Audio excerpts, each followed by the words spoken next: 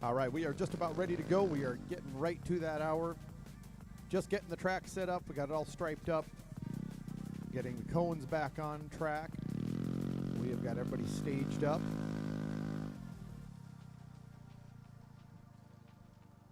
Course is a little different than we usually run it. Typically we go into the sweeper here counterclockwise, but we are doing the clockwise. The straightaway right into it. It is definitely, our nickname for it is the hard way. It is definitely harder entering right-handed as they come at the crowd through the sweeper.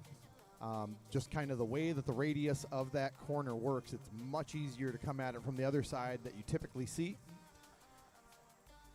They're going to hit right where Darren was. There's the first front clip, and they keep going around that to the second front clip. Then they switch over, do a left turn around the top or the north side, the right side of that middle island. They got their third front clip in a row. They then transition back into our scoreboard corner into the 3 cones in a row there that are a rear zone. They reach out over to our right. There's a tall cone underneath a branch hanging out there. You see it way out there to the right corner. They're going to clip into that and then hard turn to the right. They'll come around that pointy part of the third island and back across to our right over by where the judges' lift is. They will finish on a rear zone right there. That's going to be 1 lap of our course today. Of course, then they will bring it back around to the starting line. They will switch it up and they will run the second half, and then they will get our decision. We don't do 1 more times anymore. They're going to get a decision each time.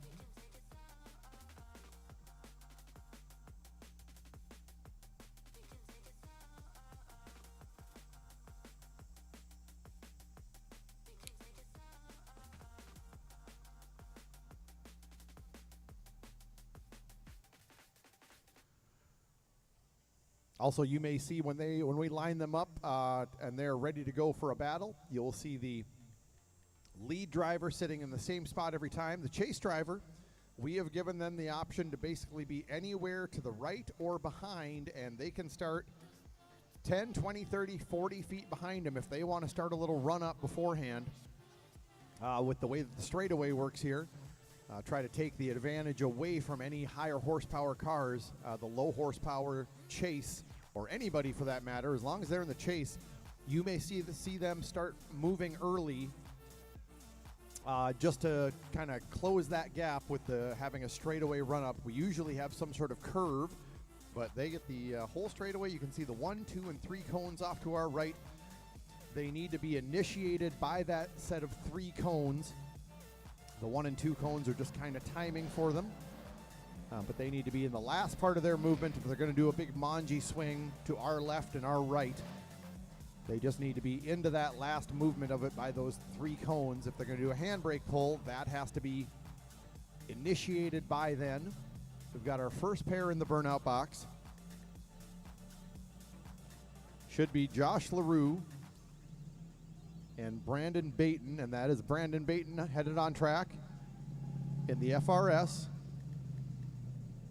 And then Josh LaRue out of Grand Forks in the 240 SX. So we're going to see the lead come on up right to the first cone. The chase can now be anywhere behind him or to the side of them. All right, we're going to get a thumbs up from both drivers.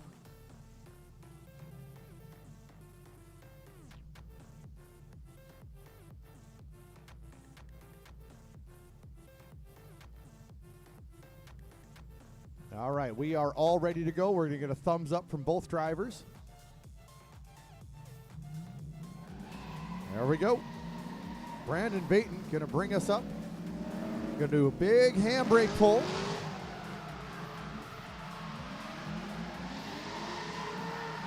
And Josh LaRue is going to spin in the chase. That will zero out the chase for him. He is going to move to the side. Brandon Baton is going to have a free pass. Now he still has to complete this. It is his lead run. So zeros would count.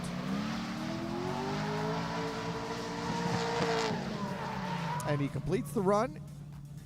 It's okay. From what I can see over here, he did a good job. The big thing is that Josh LaRue did 0 on the chase. So he will go into the second half of this battle at a big deficit. He is going to have to hope Brandon Baton makes a mistake. We are going to run this through the hour. We have until 2 o'clock before we got to switch over. All right, Josh LaRue going to get his chance. In the lead, Brandon Baton in the chase.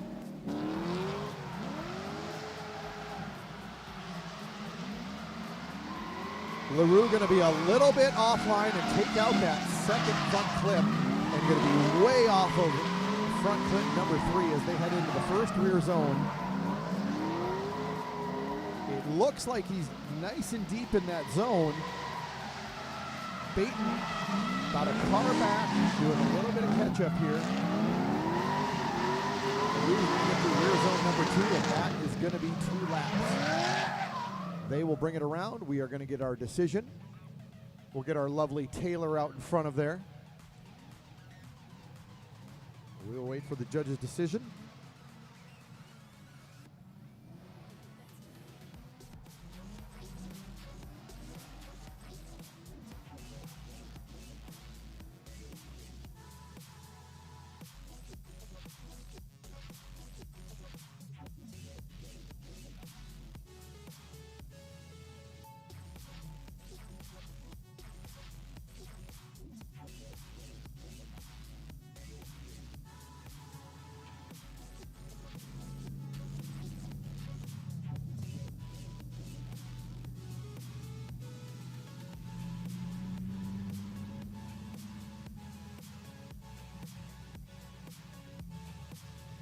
All right, and moving on to the next round in the FRS, Brandon Baton.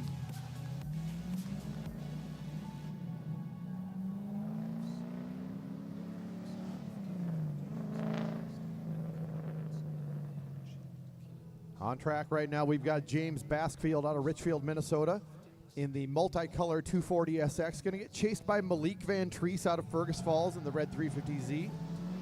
Baskfield going to bring us up to the initiation cones. We do the Manji entry.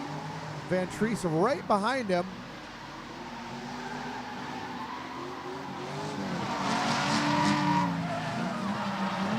Baskfield going to be a little bit off of that third front clip.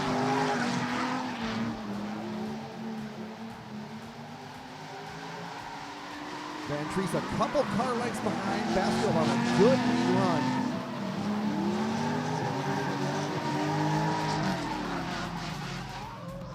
All right. They will bring it around. They will reset it.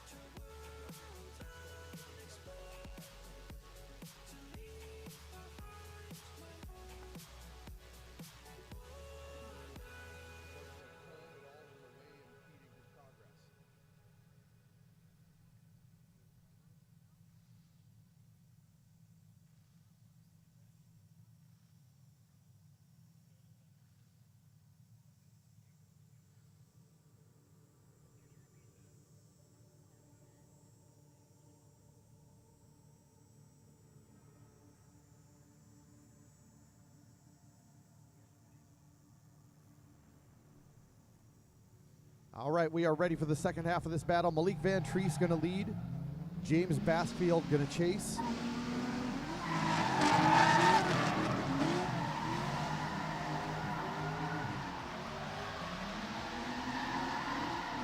Van Treese looking good around front clip 1. Might have been a little wide on number 2. Clean around front clip 3. Baskfield right behind him.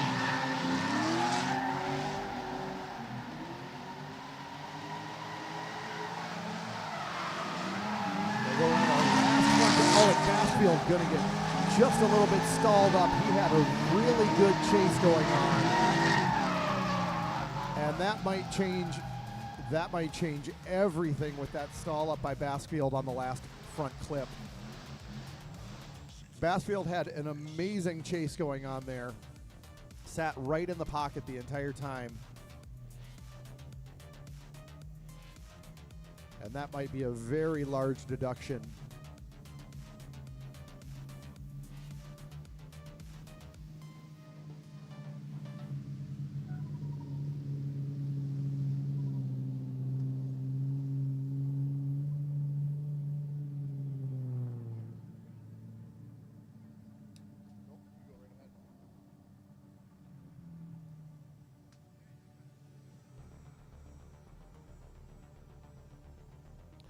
Judges are looking over our footage. They get to use the live stream to look back over the course.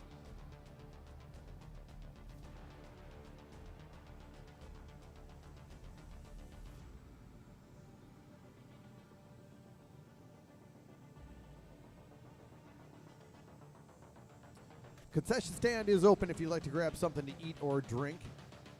Grab something cold. Beautiful day out here. It's not high 90s or anything like we're all used to. Just enough of a breeze.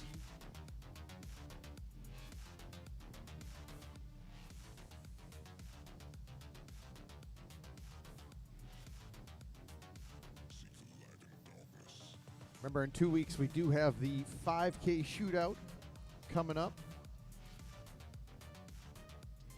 August 13th through 16th. The actual competition will be on the 15th. Then we have our rounds 3 and 4 of our FD Pro-Am, August 29th and 30th, and that also has the Bro-Am along with it. Top 16 tournament. Each, the drivers there can win up to $1,000 each day.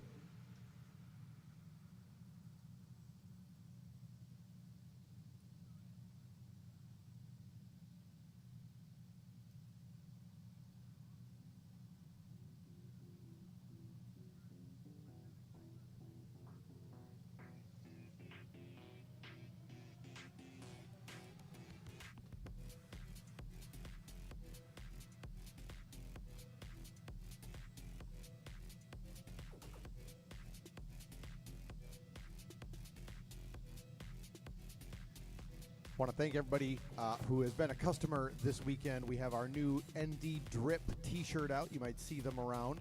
We do have them in stock in t-shirt and hoodie form.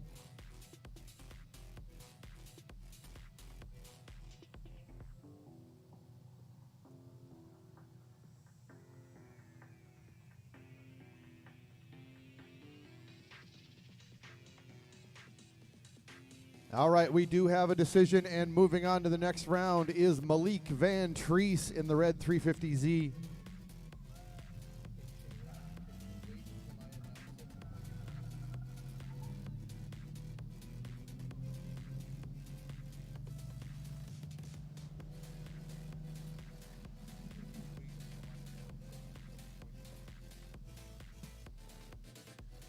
All right, next on line we got Nixon Summer.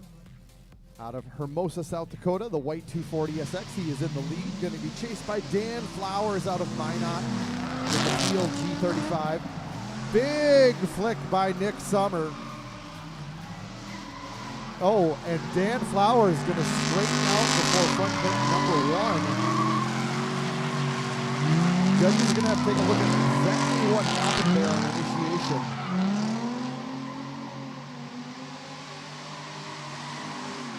Summer looking good to our last rear clip and front clip and into rear zone number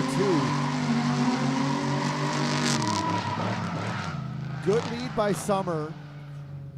We're going to have to get a reset on that cone. I'm not exactly sure what happened. Big flick by Summer on initiation. Flowers right behind him.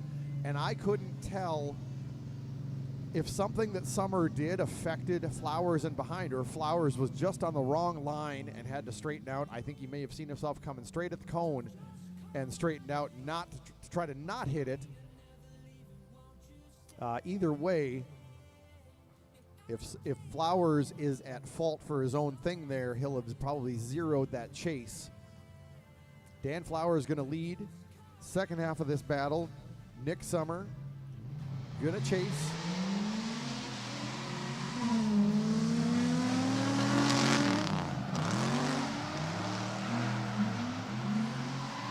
Wide line by Flowers. He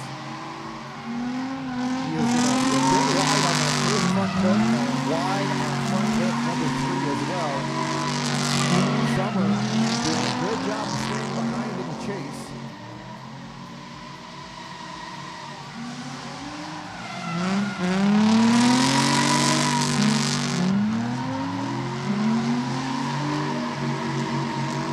All right, good drive. Really nice chase by Summer. Unless there was something I couldn't see on that first initiation, I have a feeling it's going to go to the S14, but we will wait for our judge's decision. Summer had an outstanding chase.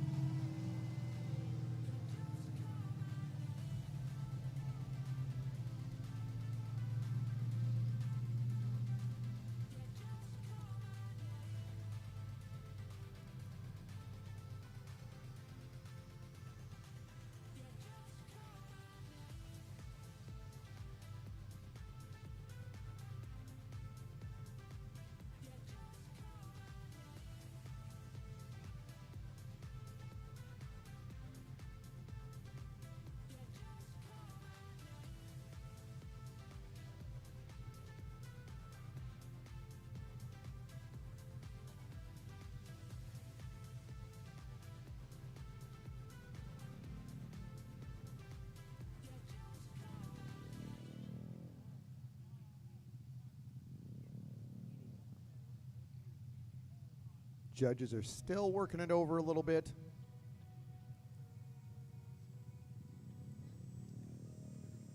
Quick reminder that there is a lot of the track we can't see that they have a great view of from up in the lift. Yeah, I've been up there judging, and the view is incredible, and we don't see half of it down here.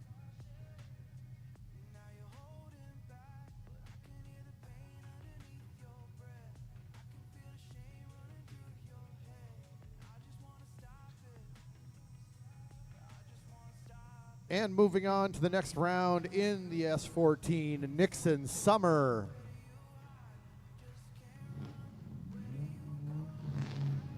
And that was a 2-1 decision on that, split decision. On the line right now, we've got John Segla in the magenta purple Corvette out of Fargo. Gonna get chased by Jonathan Schinkel out of Cook, Minnesota in the Mustang. The mainly silver with some red on it.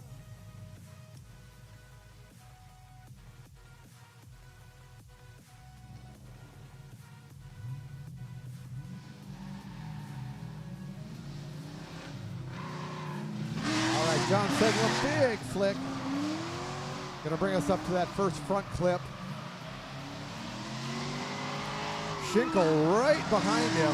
Oh, Schinkel let up just a little bit. Segla able to open up that gap as they went past front clip number 2.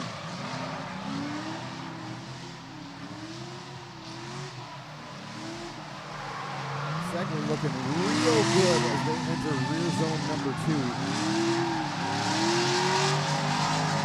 Yeah, great lead run by John Segla.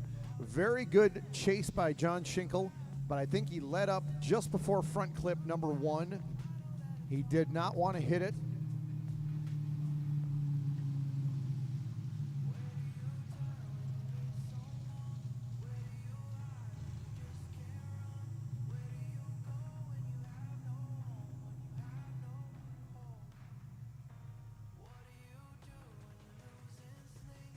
All right, sorry about that. Had to get a little thing on the radio there. All right, we've got John Schinkel going to get chased by John Segla. No, Schinkel's chase was really good. It looks like he let up just a couple times, a little bit inconsistent in the proximity. He is going to get his chance to bring us up to the initiation cones. A little bit of a shallower line. Schinkel, a shallow line that led really wide. I don't think that's exactly what the judges were looking for on the initiation. Segla in the Corvette doing a good job of keeping good proximity.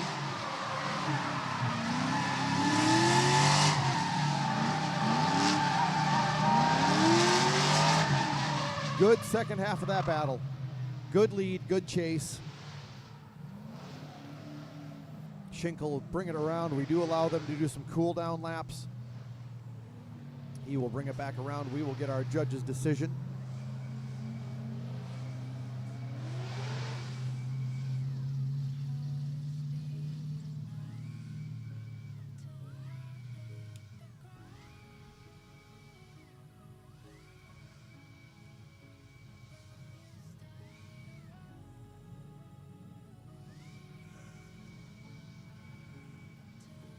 Now, just headed on track, we'll get this out of the way to begin with.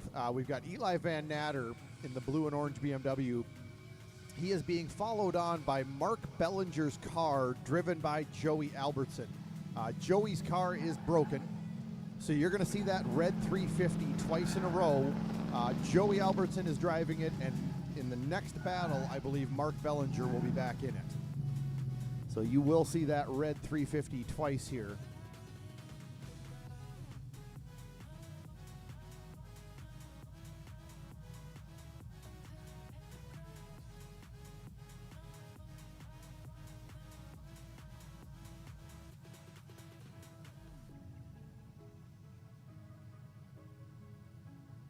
So nothing like practicing in your own car all of yesterday and today and then hopping into a different car for comp.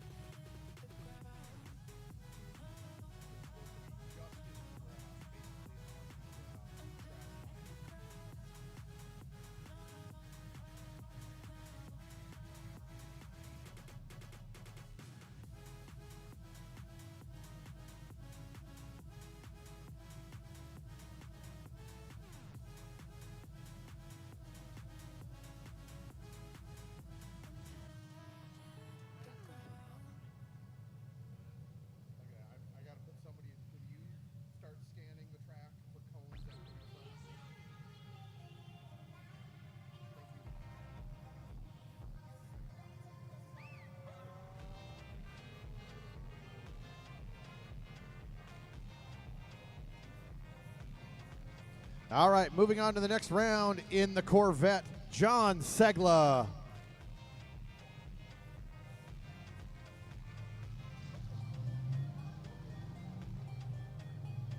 As I mentioned before, on the line right now, we got Eli Van Natter, the blue and orange BMW, our current points champion out of Baxter, Minnesota. Going to get chased by Joey Albertson out of Pillager, Minnesota, in Mark Bellinger's 350Z.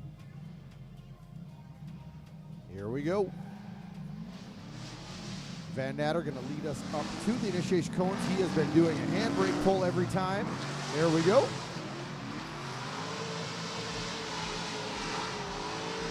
Joey right on him. Ooh, with a little trunk adjustment. Eli looking good as he goes through rear zone number 1, and Joey right behind him.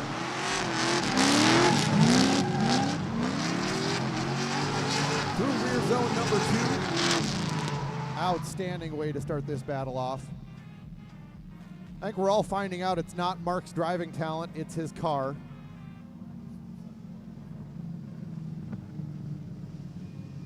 For years, we've all wondered, why is that guy so good all the time? Well, now we know. Just kidding. I know, I'm going to hear it from somebody. I know who's going to message me. All right, Joey Albert's gonna lead Eli Van Netter in the chase.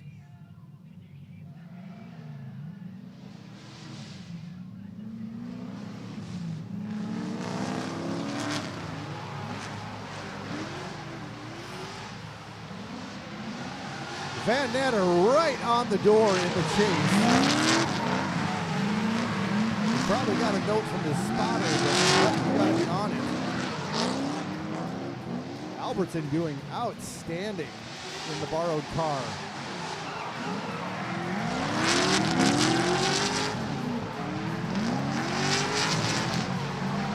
Yeah, that's a top 4 battle right there in top 32. Amazing.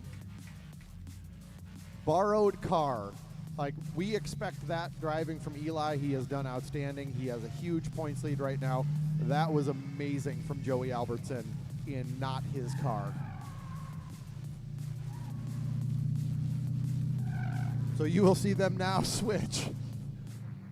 Because, Mark needs to take it after the decision. He needs to go right to the starting line with it. No, or they're just talking or whatever. Nope, there we go. Mark, you couldn't hear my comments, could you? Helmet was on? Good.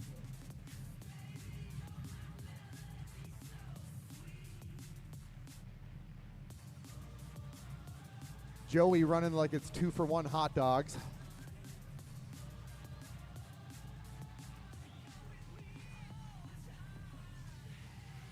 I really don't think they can hear me with the helmets on. It's kind of fun. Okay, we do have a winner, and moving on to the next round in the BMW, Eli Van Natter.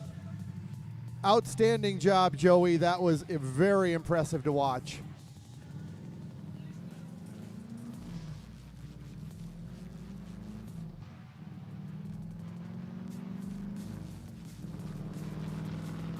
All right, we've got Jeremy Swenson in the white Corvette out of Dilworth, going to get chased by Mark Bellinger in his own car. This is another one. This should be a top 4 or a final battle. This is outstanding. Big Manji by Swenson in the Vet.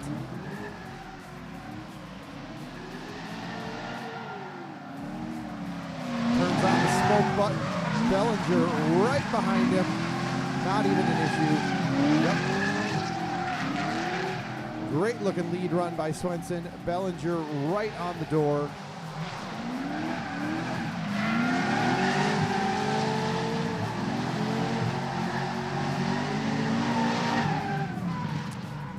Outstanding lead run by Swenson. Bellinger right behind him. They'll bring it back around. Mark Bellinger get his chance to lead. Jeremy Swenson will chase.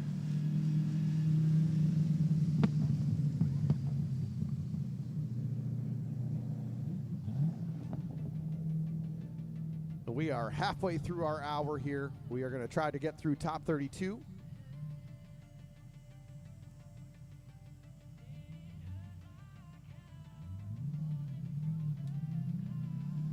Mark Bellinger going to bring us up to the initiation cones.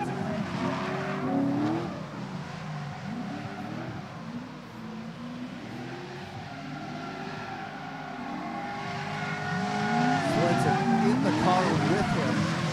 Oh, just a little bobble by Swenson there around the front clip. He is right back on it in rear zone 1. He knows exactly what he has to do to try to get around Bellinger. Oh, and going to leave just a little bit on the table there. So in the judges meeting, in the drivers meeting, there are 2 very important parts to this course. One is the initiation, and one is that transition from front clip number 4 over to that last rear clip. Swenson looked a little bit uneasy between there, and that is a kind of one of the big points spots in this course. Outstanding battle nonetheless, but do have to nitpick what I can see. The judges are going to do it anyway. Never easy to draw Mark Bellinger in the first round. But we're going to see. Like I said, there's a bunch that I can't see. I'm going to call out what I can.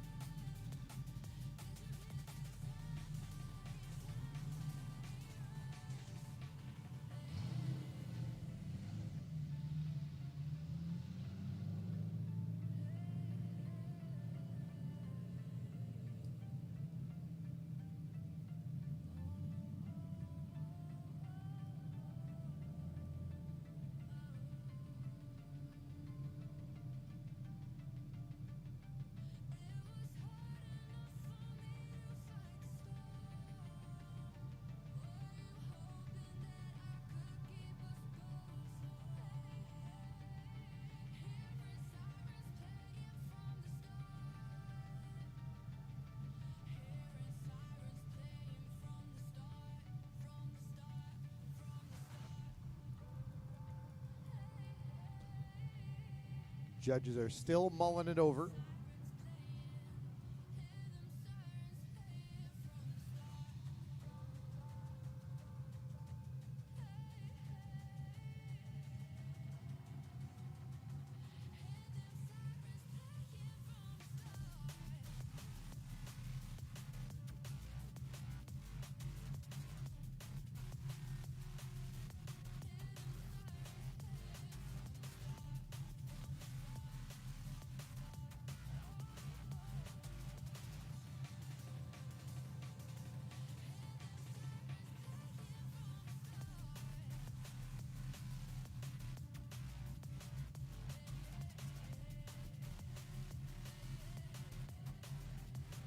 All right, we do have a decision, and moving on to the next round in the 350Z, Mark Bellinger.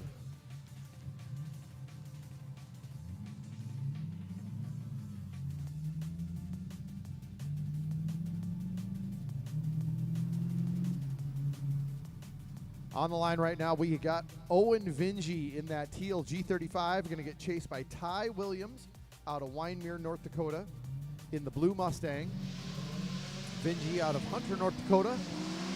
Vingy going to bring us up to the initiation cones.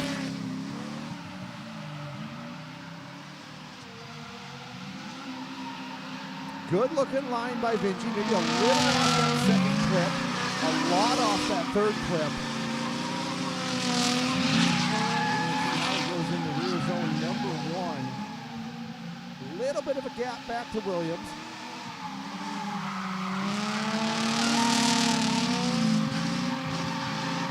Good looking lead run by Owen Vingy. Maybe a little short on that rear zone at the end there. You got to follow it all the way through. But a decent looking lead. Ty Williams. Good chase. Didn't have outstanding proximity, but had consistent proximity. No big mistakes. Looked good. I think Williams was definitely the faster out of those two cars, so playing it conservative in the chase, not a bad idea.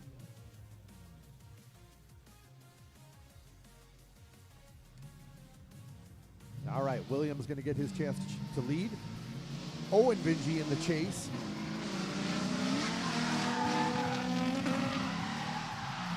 Wide entry by Williams.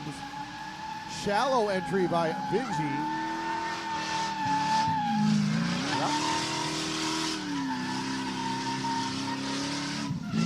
Vingy just going to take that cone with him.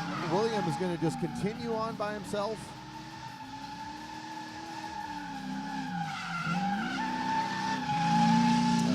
Enters rear zone number 2. Ty Williams going to finish out that course alone. Don't think he thought he would see Vingy in front of him, but he does.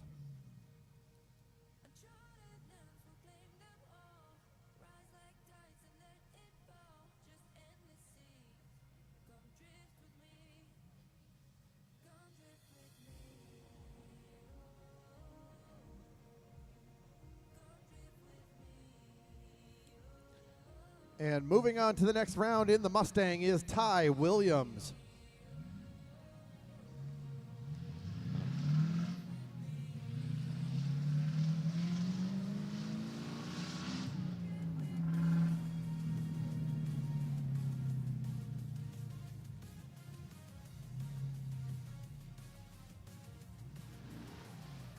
All right, we are heading into the bottom half of the bracket. I am actually very excited for this next battle, personally. We have got, trying to see who's coming on the track first. All right, we got Alex Newman out of Regina, Saskatchewan. He's going to be in the blue Mustang, the Fox body. Number 1, love Fox bodies. Alex says this is his second time down at our track. Outstanding driver. I think might have done his first comp when he was at DTP 2.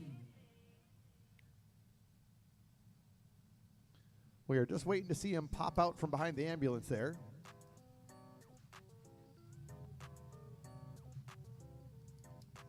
Anyway, so Alex Newman came down, did his first comp, did okay. Yeah, they were just kind of waiting for them to peek around there. But but outstanding driver and wanted to come back down so he could compete again. So here he is. We got Andrew Arnold in the silver BMW behind him. Good friend of mine. Instructed him in Drift 101 years ago, and is just an outstanding, consistent driver from Grand Forks, comes down when he can. So very excited, just two solid drivers. Very interested to see how this battle goes. I don't think there's going to be a lot of mistakes. I could be wrong. Now they both spin, but no, it should be fun to watch.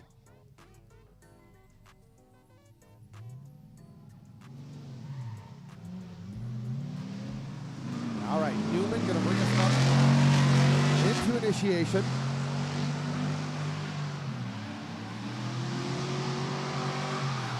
Arnold in good position because he's just a little closer in the chase.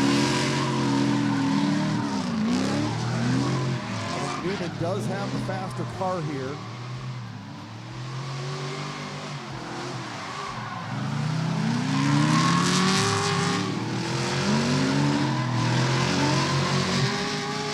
All right, good lap. Hard to see exactly where they're in the zones. I know last time Alex Newman's issue and the reason he lost his battle was he wasn't hitting the zones thoroughly. The car is fast and he was able to wheel it very well, but he wasn't getting deep in the zones.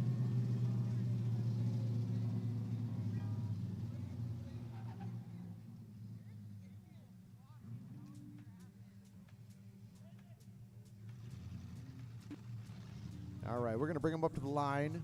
Andrew Arnold's going to lead. Alex Newman with the chase. All right, they are both ready to go.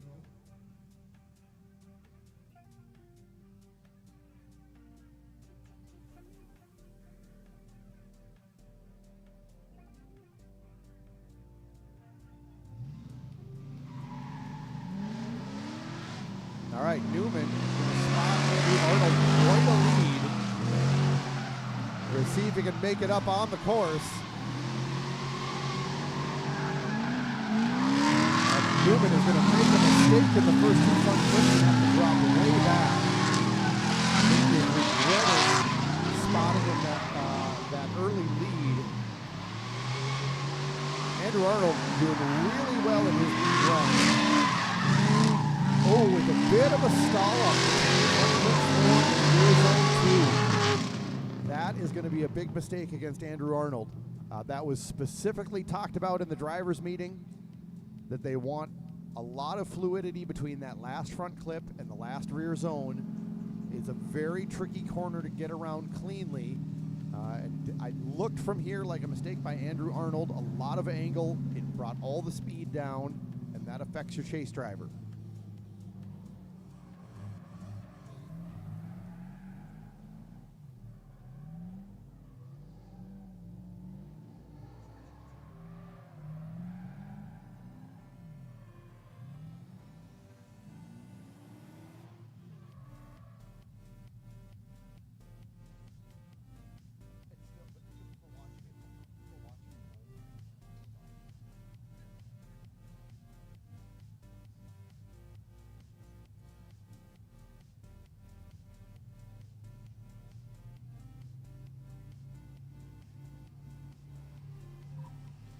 All right, and moving on to the next round in the BMW, Andrew Arnold.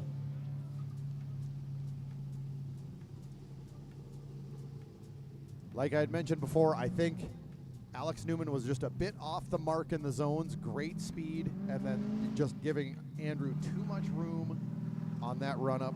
All right, we're going to get on to the next one. We've got James Cragen in that purple S14 out of Ironton, Minnesota. Going to lead Brett Ecken out of Grand Forks, North Dakota in the 350Z. All right, Cragen going to bring us up to the initiation cones.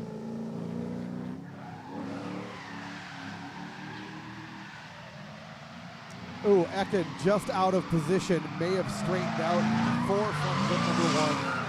Going to give Cragen a huge lead. Cragen might have been a little shallow going into rear zone number one way back there. But I don't think it's going to matter when it comes to pointing out this half of the battle. Yeah, big mistake by Ekin going into that first front clip. He recognized that he was far too shallow and had to straighten out, it looked like, to get around it. Just huge 3, 4, 5 car gap after that. So we'll bring him back around. Ekin will have his chance to lead. Perhaps James Cragen might not have the best chase and give him a chance, but Cragen definitely goes into this with an advantage.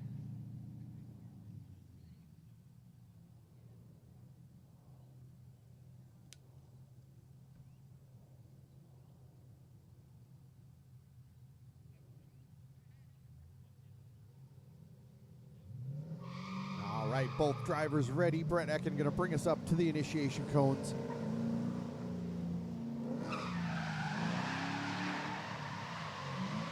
Ekin on a wide line around front clip 1 and 2.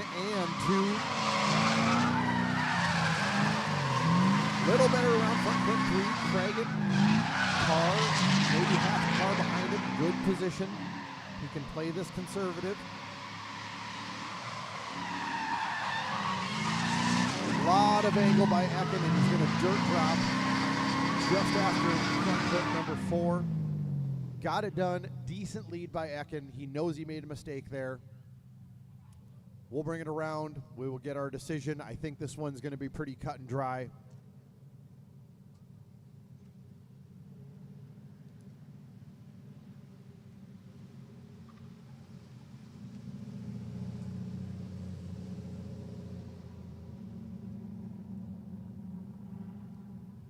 We will get Ekin back around. The judge's decision is in. Moving on to the next round, James Cragen.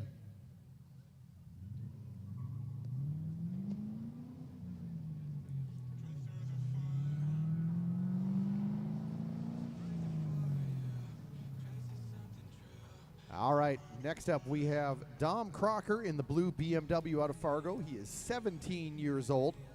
Gonna get chased by Nate Healy out of Sioux Falls in the 370Z. Dom has been driving out here since he was 13 years old. His dad is actually at Formula Drift in Indianapolis right now, working for Cody Buchanan.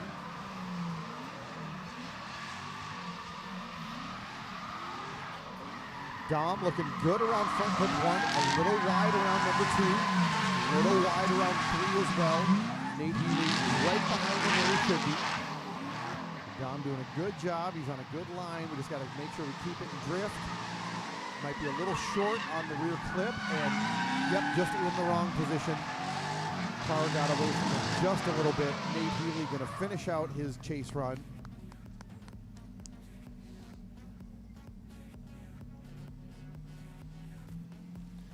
Odd mistake to see out of Dom, and whether it was something with the car, he's checking out to make sure everything feels good in the front end still.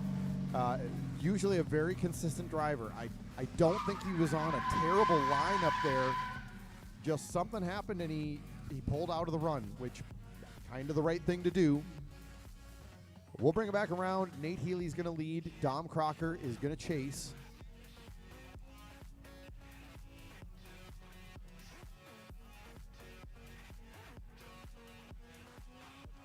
Might have been some contact. We'll see. We'll see.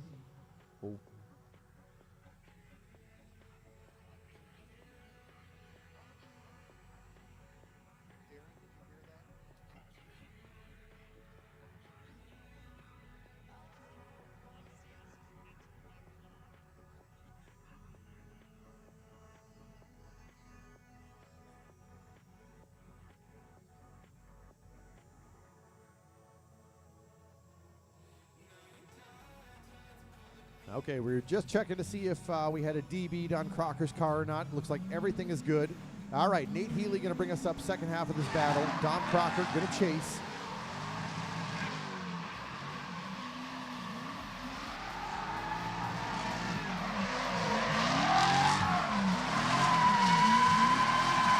Healy on a good lead run. Crocker struggling just a little bit to keep up. The 370 is definitely the faster car out of these two. Crocker still on a good chase run, couple car lengths back, but Healy with the clear advantage here. Oh, little dirt drop by Healy in rear zone number 2. We will bring them around. We'll get our judges' decision.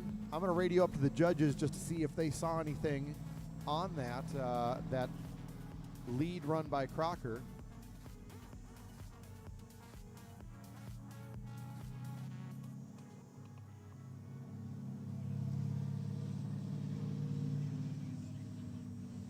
All right, so I was told by the judges there was contact on that corner. I didn't ask which way fault was assigned. I just wanted to see exactly what happened. Seemed very uncharacteristic of Dom to make a mistake up there, but we'll see. That's a lot of that's going to be determined by who's at fault and what they're going to look at with that, since Crocker was in the lead. Was he still in a nice fluid line where Healy had a lot of room or the proper amount of room to perform his chase run, or did Healy inch up and get greedy and was in the wrong position when Dom was trying to perform his lead run and push him out of the way, basically? Didn't ask which way that goes. We'll see how the decision goes, and maybe we can get a little bit of input from our judges.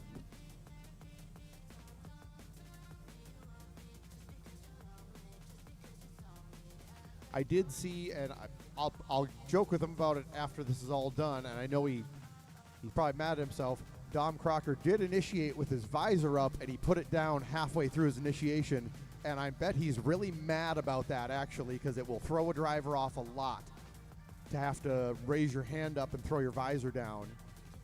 But I'm sure the first run kind of mixed him up a little bit, maybe shook him just a little bit, didn't have his process ready for his chase run. Remember, talking about a 17-year-old here, still in high school. He is doing outstanding out here.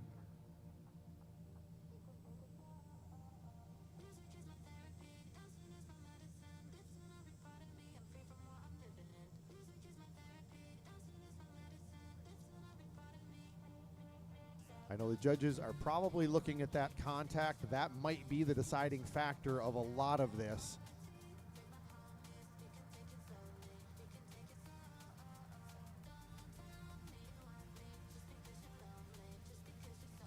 Nate Healy has gotten out of his car complaining that it's hot, trying to get sympathy from the judges.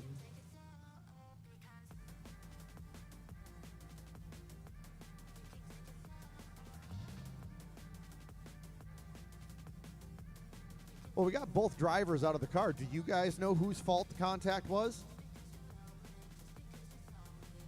Oh, nobody knows, huh, Nate? Yeah. No, I don't know. Seemed like his. Yeah.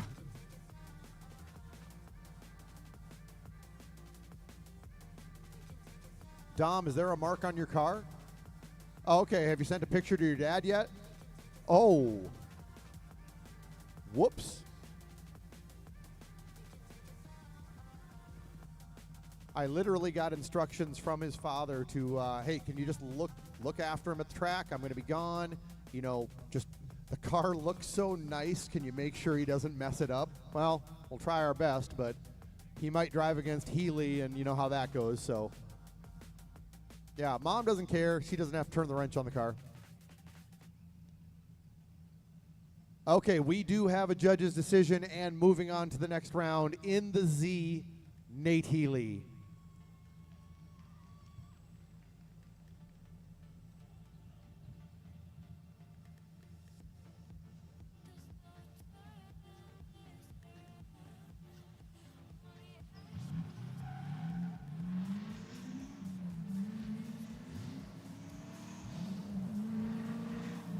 And I've already gotten a text message from his dad who's watching the live stream that said some marks are okay. That's fine. That's funny. All right, we've got Buster Ron in the gray 350Z going to get chased by Mike Bellinger out of Welch, Minnesota in the red Mustang.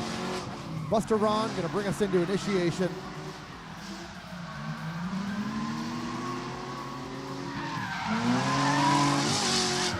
Bellinger had to back off just a little bit going into front lane number 2. I don't know if that was due to Buster's line or not. Something looked a little odd.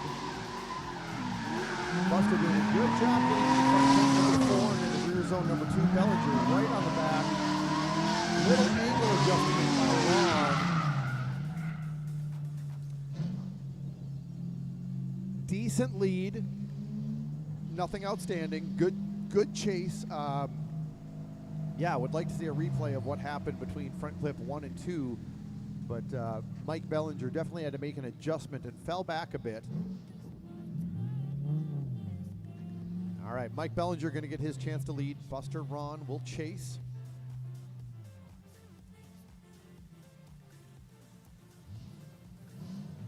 We've got about 9 minutes left in this hour.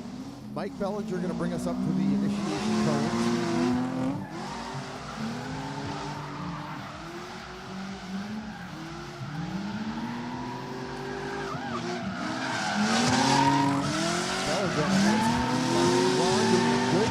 Avoiding the cones in the chase. Not quite the proximity we want to see. He's going to be about a car and a half back. Big angle out of the Mustang to front clip number 4. And Ron going to do a little landscaping right at the end of rear zone number 2. I'm sure Matt will be super happy about that. All right, we're going to bring them around. We will get our judge's decision. Group 2 and 3 drivers, you can start heading to staging. Group 2 and 3, you can start heading to staging. We're going to run you in about 8 to 10 minutes. Group 2 and 3, you can head to staging. We will be switching over from comp to fun runs from 2 to 3. If you're looking for ride-alongs, you can hop in one of those cars. We have our helmet table set up over by the concession stand. We try to switch on the hour each time, make sure the run everybody gets their fair share of their run time. Group 2 and 3, you can head to staging.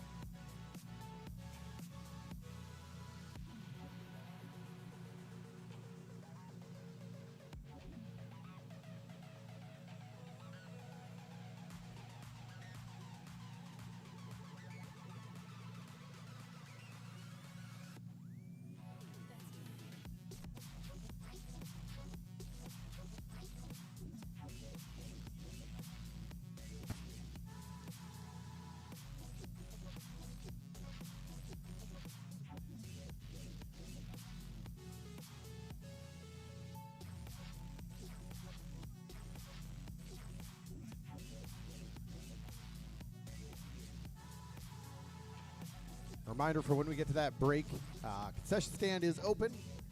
Please run up there, grab something to eat or drink. We've also got that ND Drift gear over at the announcer's trailer. Jessica is ready and waiting to be her smiley self, non-sarcastic person that never makes any weird comments.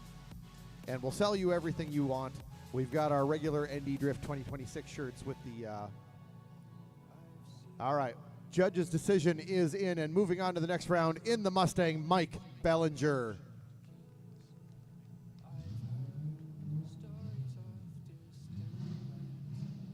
All right, on the line right now, we've got Jack Vingy in that purple RX-7 out of Hunter, North Dakota. Going to get chased by Dylan Ramirez out of Sioux Falls in the blue G35. But we do have our 2026 with the track and the sponsors on the back, and we have our new ND Drip, the drippy logo into the track. Big entry by Jack Vingy. Wide line by Vingy as he gets to front clip number 2. Wide line as he gets to front clip number 3. Headed into rear zone number 1. Looks good, reaching out to that rear clip. Now the hard part, a little slow down, but not bad at all. Looks good by Vinny. Gets back in it for rear zone number 2. We'll bring it back around. He has finally got that car. He got it turboed for this year. Didn't work outstanding the first times he's gotten it out. It is working pretty dang good now. He is going to take a little cool down lap. Dylan Ramirez is going to head to the starting line.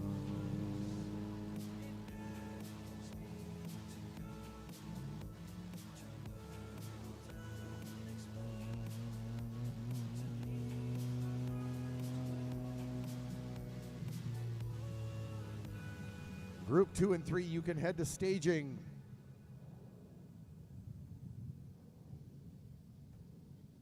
All right, we are ready to go. Dylan Ramirez in the lead, Jack Vinci in the chase.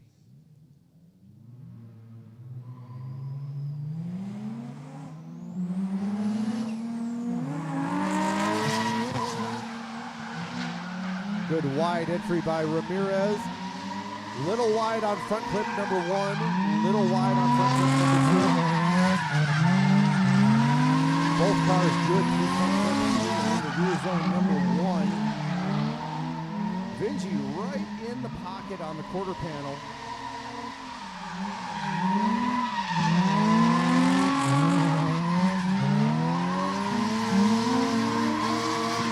Good lead by Ramirez. A really good chase by Vinci. He is getting a handle on that car. It has been a very inconsistent year for him as far as chasing and stuff with that new turbo setup, learning how to deal with the lag and all that power band stuff that rotary boys have to do, weird motors that don't make any sense. But he's doing a pretty good job. And hopefully we can get through one more battle before we have to switch over.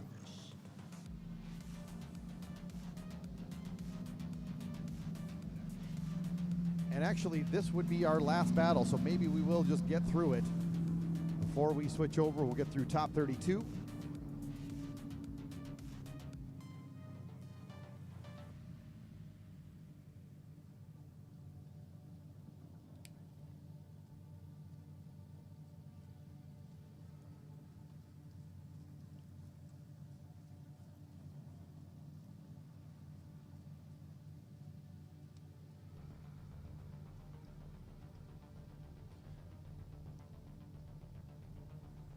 Also, during our break, we are going to do a Hot Wheels giveaway for anybody that is under 18. So any of the kids that are here, we will do a Hot Wheel giveaway over by the announcer's trailer under the canopy. We'll lay some out, and all the kids can come over and grab a couple Hot Wheels. Not quite yet. We'll announce it. Hold on. They're already showing up.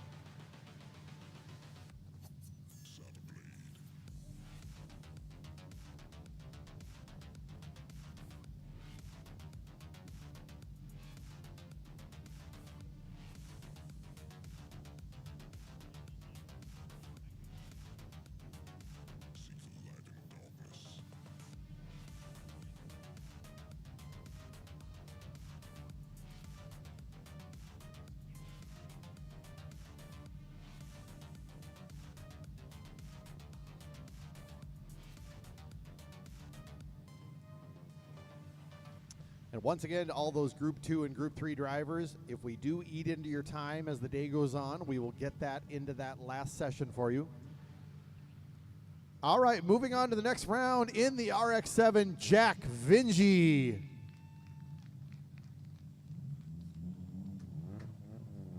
All right, last up, two of the not-so-hot boys. And believe me, they are both not so hot. We got Zach Sarda in the Blue Z from Sioux Falls up against Peter Healy from Sioux Falls in the Camaro. Zach Sarda going to lead, Peter Healy going to chase. This is our last top 32.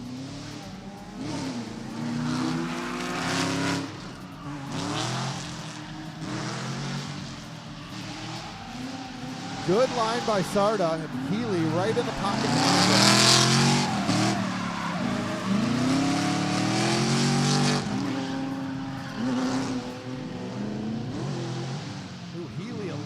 Forward as they go through rear zone 2 and has to drop back. That is going to be a big deduction.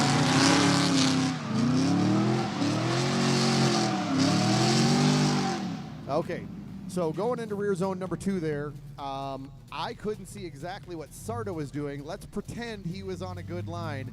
Healy got a bit forward, and you're not allowed to pass the lead driver if you're in the chase. I don't know if he did, but from my view, I could not see the front of Zach's car behind Peter's. So he was at least even, and you saw he had to drop back as they were going up to that rear clip under the trees. And that may have kind of straightened him out a little bit. We'll let the judges figure it out. Pete Healy's going to lead. Zach Sarda's going to chase the last half of our last top 32 battle.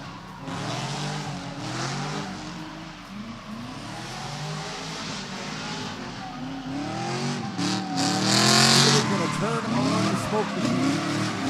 Sarda going to stay forward and just out the smoke if he can. Healy on a very nice lead run.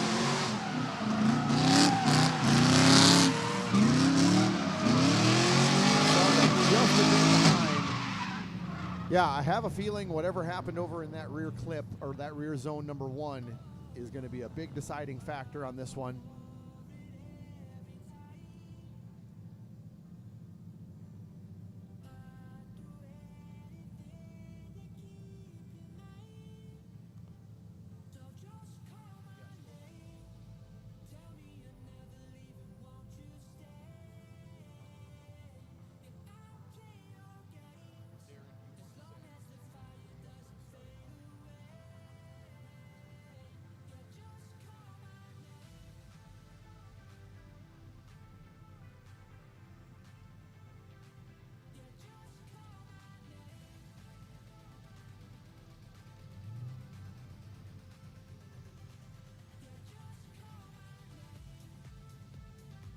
And again, as soon as this is done, we got group 2 and 3 that are going to be making fun runs for their hour. So if you'd like to grab a ride along, feel free to head over to the helmet table, and we will see if they're not obligated to stop and pick people up, but we tell them if you see people there holding their helmets, they would like to hop in, take a lap around our competition course. One of the very cool things about drifting that you don't really see in any other motorsports is getting in the car and going along. All right, we do have a decision, and moving on to the next round in the 370Z, Zach Sarda. That is going to do it for our top 32. Group 2 and 3, you can get on stage, or you can get staged up, and we will get you on track right away here. Group 2 and 3, you can head to staging. Concession stand is open. We would love to sell you a t-shirt or a hoodie or a something. It's hoodie weather, right? Right. Yeah, wait till you're all begging in November. You got any hoodies left? And I'm like, I told you in August you should have bought one, but you didn't. Anyway, concession stand is open. We are selling it up. We are going to do that Hot Wheels giveaway, so you can start sending the children over. I'll go over there. We'll start putting them out. Let's try to keep this civil, kids, okay? We don't want to take them away. Group 2 and 3, you are up.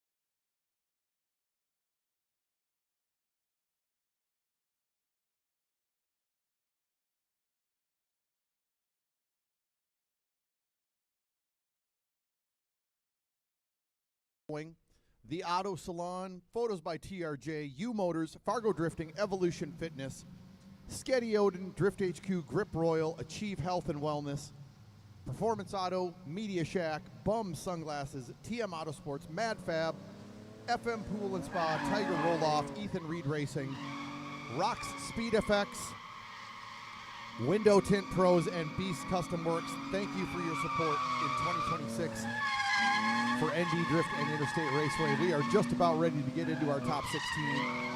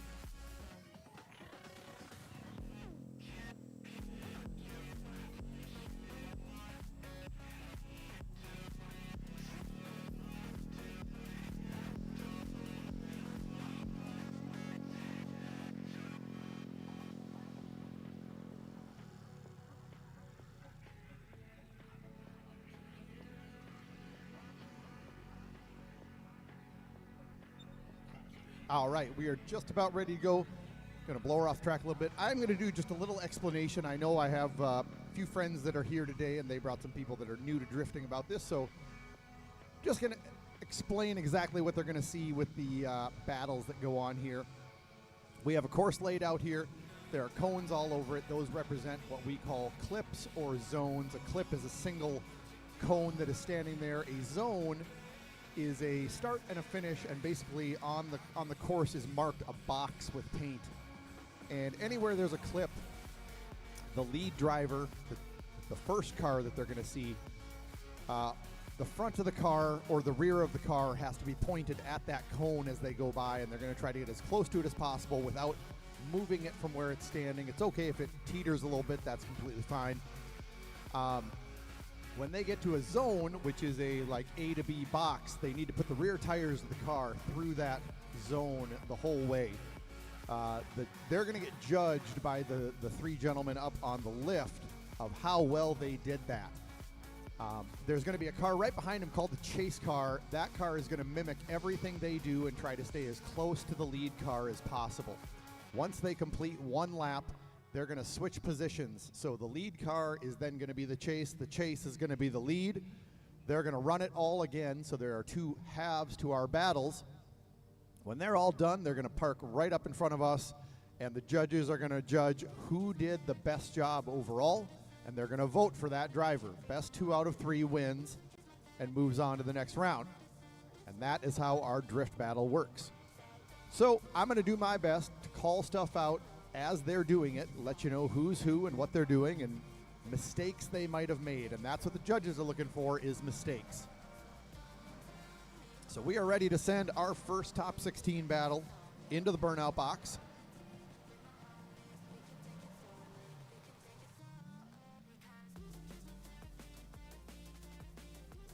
We are going to run until 4 o'clock, and we will switch over to that Group 2, Group 3, and then comp drivers that have lost can get back in and drive. All right, headed up, we've got Bryce Jensen in the black and white 240SX out of Fargo, North Dakota. He is going to be in the lead position. We've got Brandon Baton out of Maple Grove, Minnesota in the FRS in the chase position. We are going to get an okay, a thumbs up to our starting line worker. We are good to go. All right, we're going to get the thumbs up from the drivers. The arm drop start. Bryce Jensen in the lead, Brandon Baton in the chase. They are going to come up. They are going to initiate by that 3-cone. Jensen very close to that first front clip. He is going to knock over the second front clip.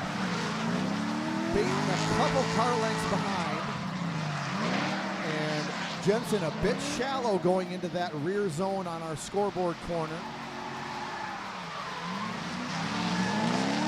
Possibly a bit of a stall up there. Needs to be a bit more fluid. And through our second rear zone, that is the end of the course.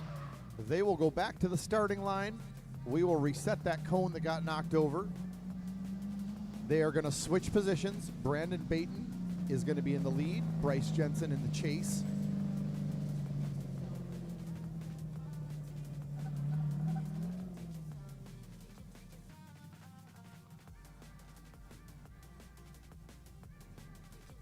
All right, course is reset. Drivers are ready to go. We get the thumbs up. All right, Brandon Baton in the lead, Bryce Jensen in the chase. Oh, and Jensen gonna push the front end and get right up against the wall. That will be considered a straight, and he is gonna zero in the chase.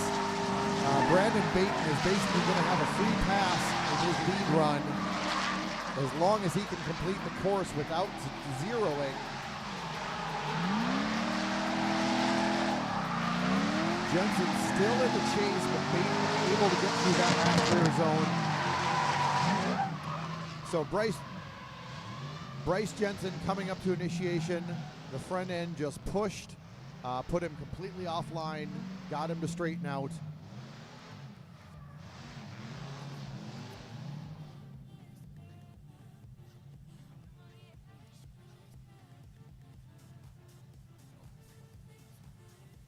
And moving on to the next round in the FRS, Brandon Baton.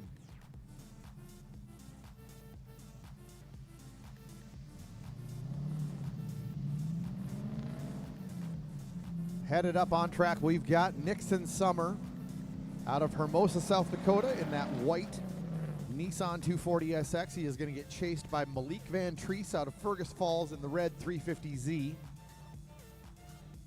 Second of our top 16 battles. All right, both drivers are ready. Course is ready.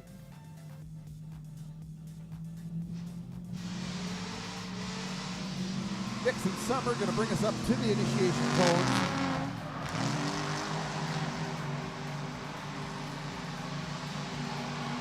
Malik Van Treese going to take out front clip number 1. Nixon just a bit wide as he goes around front clip number 3. Malik able to close that gap as they enter our first rear zone.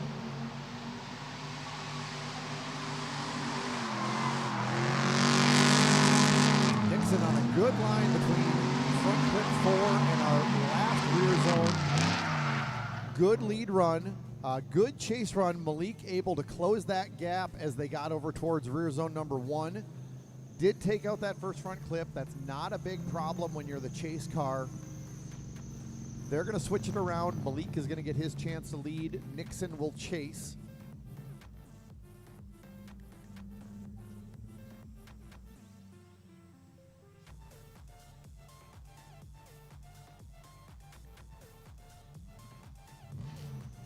All right, both drivers ready to go. Little early start it might have looked like by Van Treese. All right, Van Treese enters nice midline.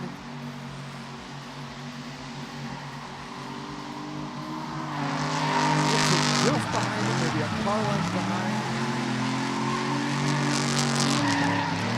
mimic there by Summer. Gonna end him up right up on the quarter panel through rear zone number 1.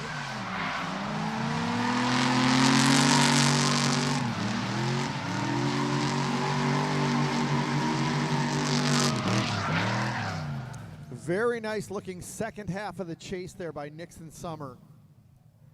Good battle there. We're gonna let our judges take a look at the replay.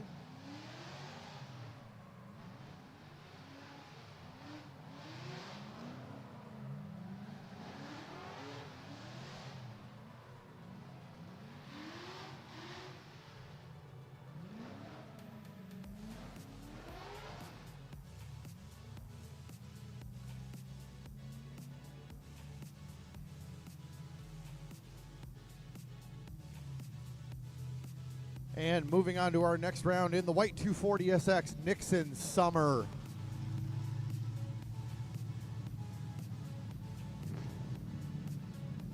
All right, headed on course, we've got that magenta Corvette. John Segla out of Fargo, North Dakota. Gonna get followed on course by our points leader, Eli Van Natter out of Baxter, Minnesota. The blue and orange E36 BMW. This one should be good. Can Segla upset the points leader? All right, John Segla in the Corvette, gonna bring us up to the initiation cones. Big swing by the Corvette. Van Natter right in the pocket. Through front flip 1 and 2. Not letting the Corvette get away. John Segla on a good line. Looks nice and deep going into rear zone number 1, and Eli right on the door.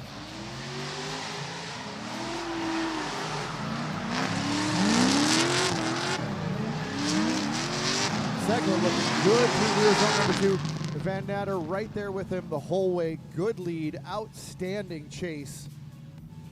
There is a reason he is so far ahead in the points. Very consistent year for Eli Van Natter.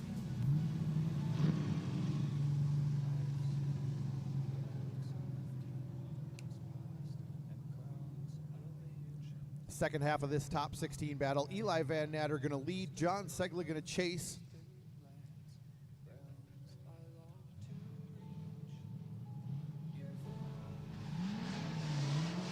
All right, here we go.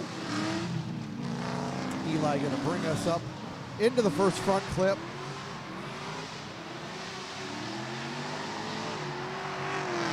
Van Natter's a little wide on the second front clip. Right up in the third front clip, just kissing this goes by. Segla has his work cut out for him. Eli's running a very tight line.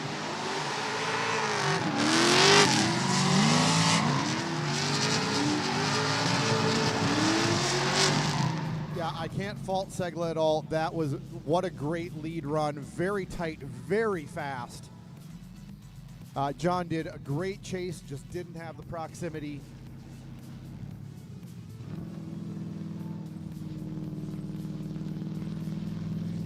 Bring it back around. We'll get our judges' decision, see who's moving on to the top 8.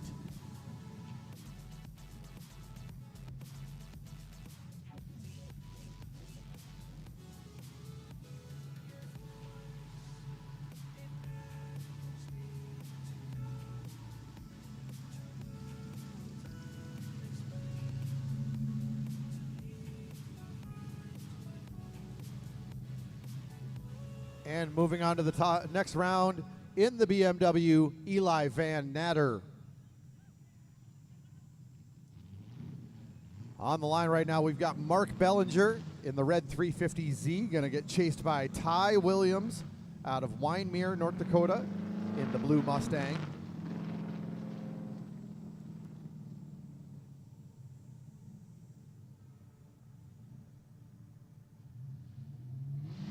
All right, course ready to go, drivers ready to go. Off they go. Mark Bellinger going to bring us up to initiation.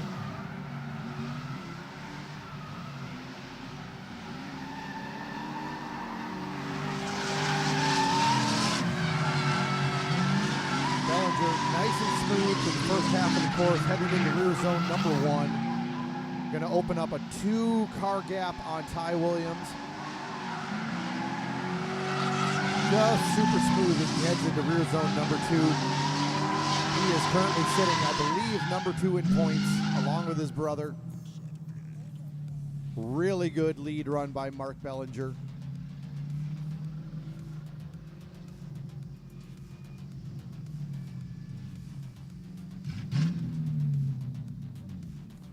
They'll bring it back to the starting line. They will switch it up. Ty Williams is going to get his chance to lead. Mark Bellinger will chase. Mark going to do a little cool down lap.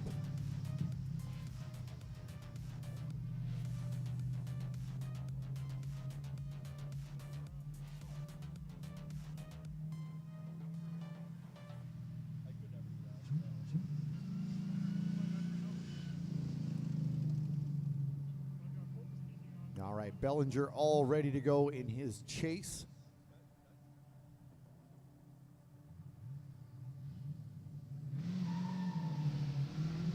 Ty Williams in the blue Mustang going to bring us up to the initiation cones.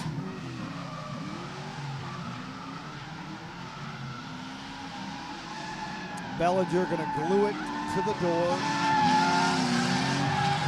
Ty looking good through the first 3 front clips.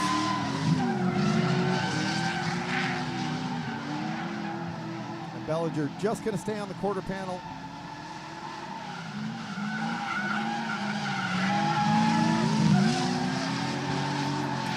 Williams going to bring it home to rear zone number 2. A little bit of a dirt drop.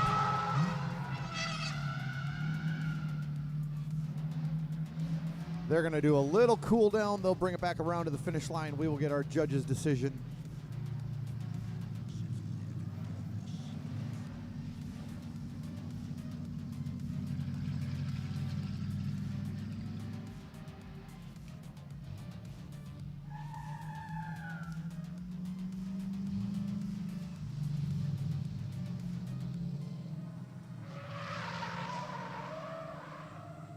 They know that I hate when they do that, and that's why they do that.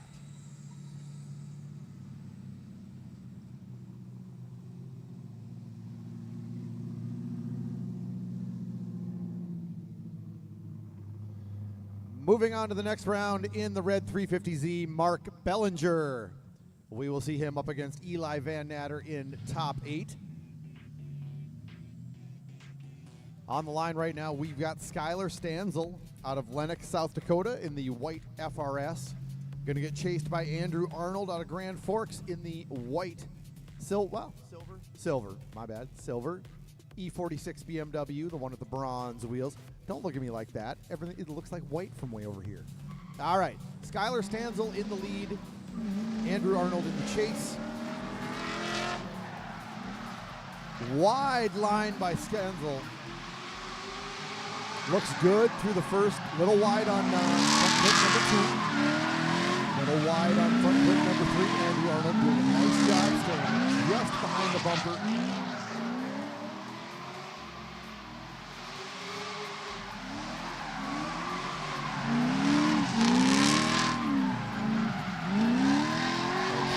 Zone number 2. Good lead by Skylar Stanzel. I would have liked to see a little bit more proximity from Arnold in the chase. He was on the right line, speed was good, a little too much gap between the cars. We'll see how this works out in the second half of the battle.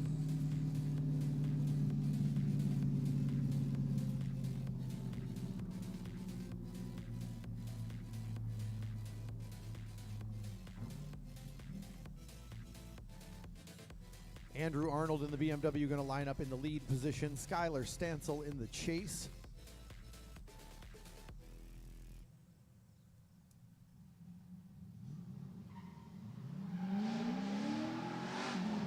All right, BMW going to bring us up to that first front clip.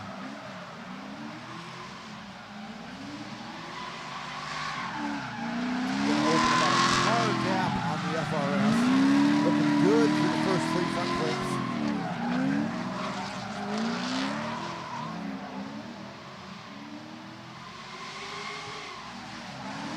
Arnold heading through the last front clip and into our last rear zone. 2-3 car gap.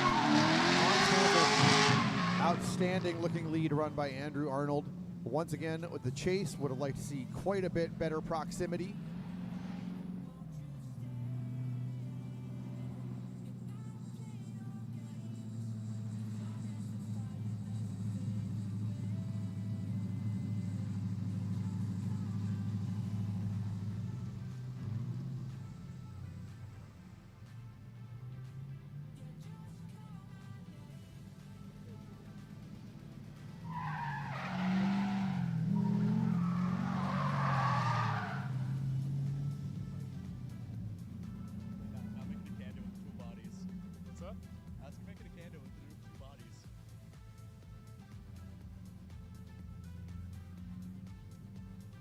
And moving on to the next round in the BMW, Andrew Arnold.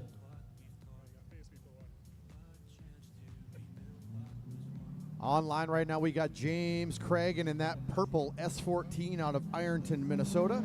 Gonna get chased by Nate Healy in the orange 370Z out of Sioux Falls.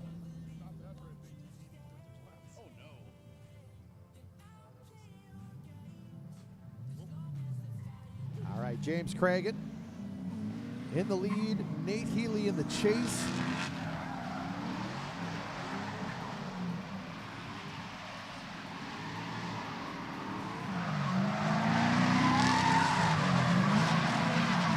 Both cars looking really good on the front half of the track. Headed into rear zone number 1.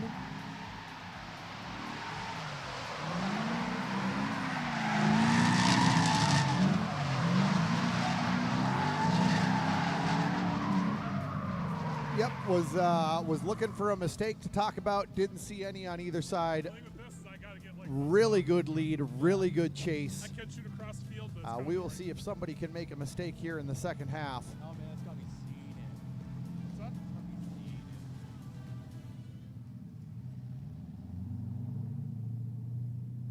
I always think I'm not the biggest fan of like those photos where it's just like the car takes like 2 pixels and the entire thing else is blurred out. All right, both cars ready. Nate Healy in the lead, James Cragen in the chase.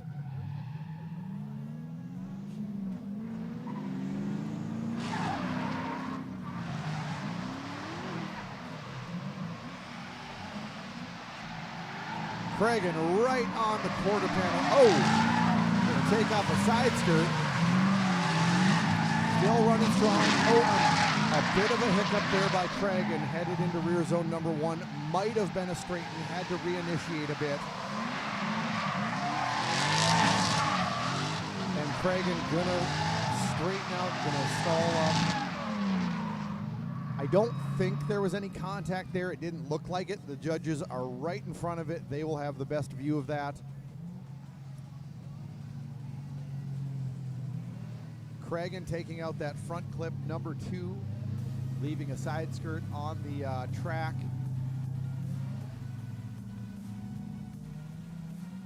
And then coming around front clip number 4. Looks like he might have just stalled up, zeroed out.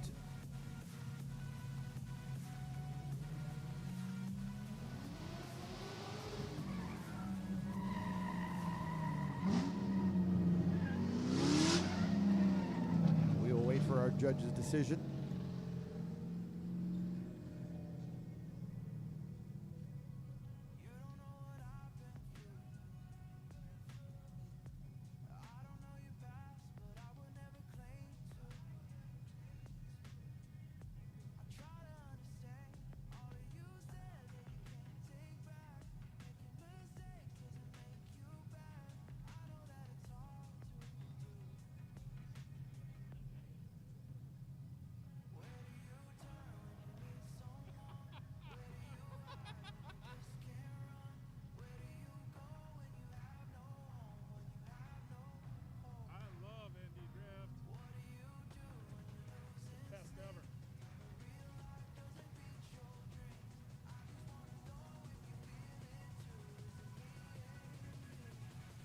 Again, the concession stand is open if you'd like to get something to eat or drink. We got some beautiful weather out here for DTP number 3. Go grab something cold to drink.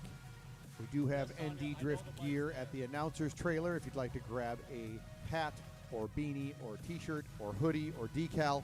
We do have our new ND Drip shirts with the logo dripping down onto the track. We do also have our 2026 shirts with the track and all our season sponsors.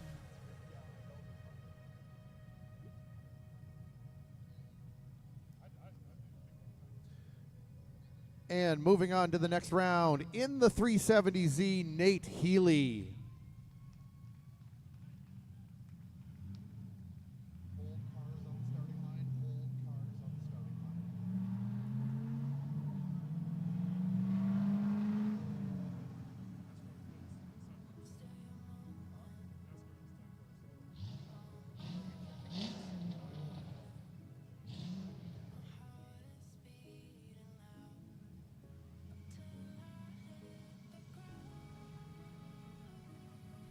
On the line right now, we got Jack Vinge in that magenta RX-7 out of Hunter, North Dakota. Going to get chased by Mike Bellinger out of Welch, Minnesota in the Mustang. All right, Jack Vinge in the RX-7 going to bring us up to the initiation cones.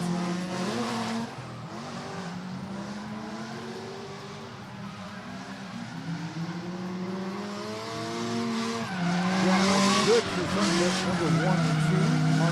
Mike Bellinger right behind him in the Mustang.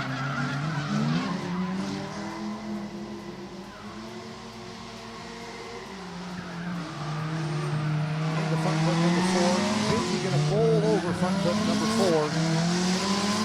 Look good through rear zone number 2. Good run by Jack. Little deduction there on that front clip number 4. Get him back around to the starting line. Mike Bellinger in the Mustang going to lead. Jack Vinge going to chase.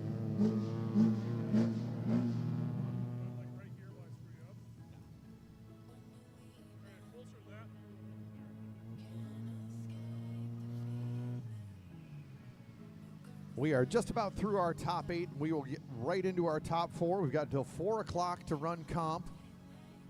So we will see how far we get in that.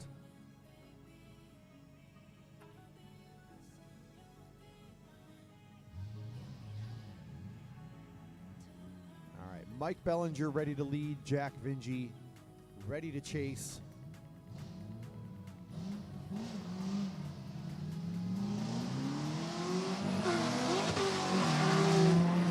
Mike definitely in the faster car.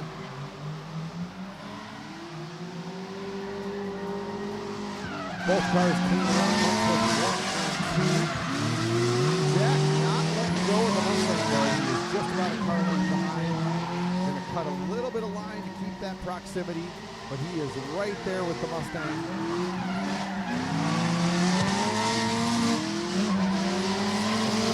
Zone number 2. Yeah, good battle. Absolutely good battle. I think Mike had a bit more proximity in his chase, but not bad at all.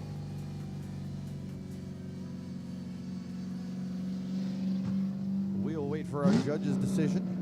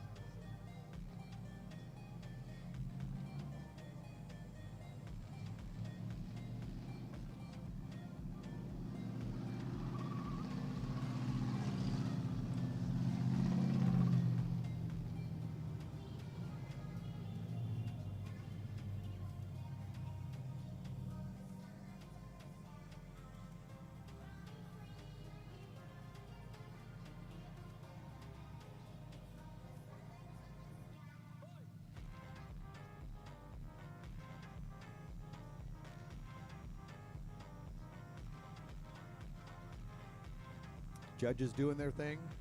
All right, we've got a decision, I think, coming in here. And moving on to the next round in the Mustang, Mike Bellinger. We are up to our last top 16 battle. We've got Chris Ballinger in the teal Mazda Miata, going to be chased by Zach Sarda out of Sioux Falls in the teal 370Z, a couple of the Not So Hot boys.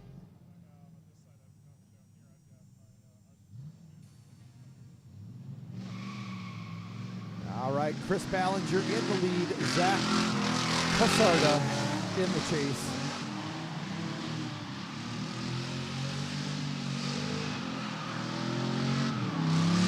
Sarda is going to knock over all the cones in the chase. He's allowed to do that. Chris Ballinger on a very nice looking lead run.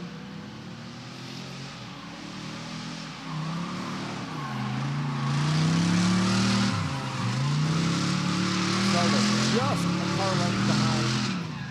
Solid lead run by Chris Ballinger. Zach Sarda, very consistent. We're going to grab a couple cones, pick them back up.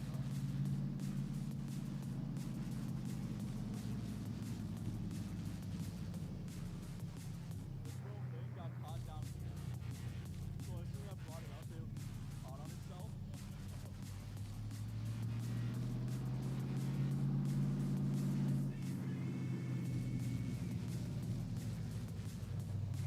Right after this battle, we get right into top 8. We still have a half hour left to go in this drive session, so we are going to work through our top 8 the best we can. Should be able to get that done. 4 battles.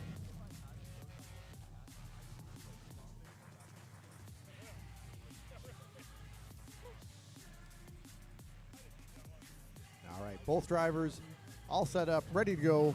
Arm drop happens. Zach Sarda, Chris Ballinger.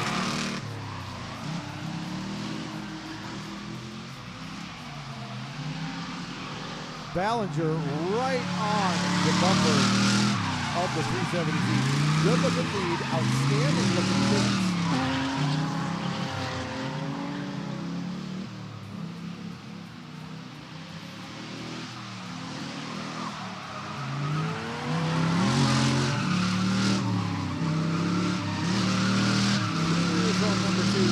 Right on the edge.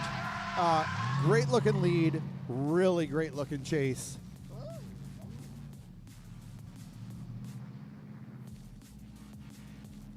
Really nice way to close out top 16. Great battle.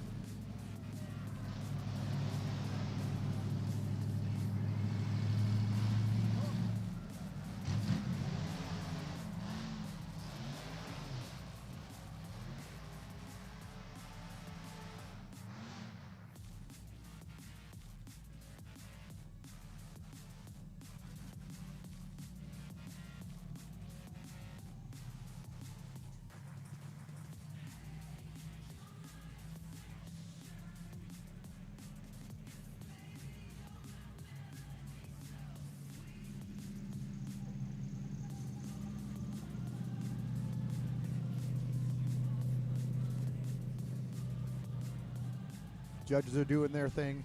We will take a minute to thank our lovely finish line guy, Taylor Michaels, out there. He may not be smart, but boy, he's also not pretty. That's what you get for screwing it up right away there, buddy. He's having a great time out here. His girlfriend is actually driving in Group 3, and he gets to fix the car every time she breaks it. So, yeah. But she's actually been doing really good out here.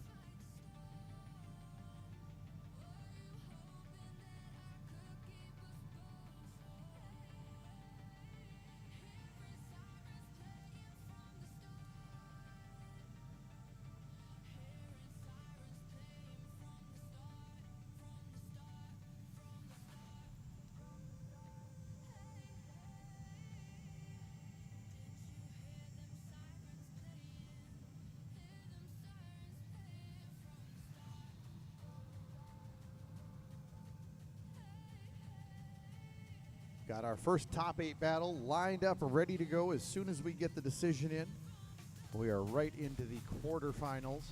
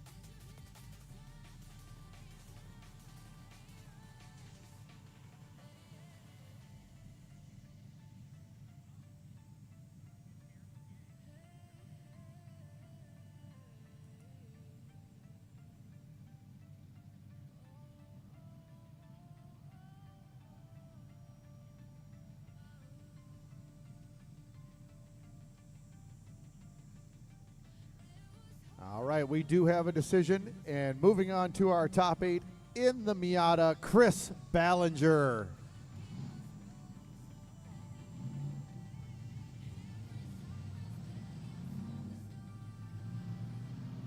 That was a 2-1 decision. We are going to get right into our top 8. We've got on the line Nixon Summer in the white 240 SX out of Hermosa, South Dakota. Going to get chased by Brandon Baton out of Maple Grove, Minnesota in the black FRS. First battle of our top 8. We're going to see who makes it to our top 4. Big throw by Nixon Summer.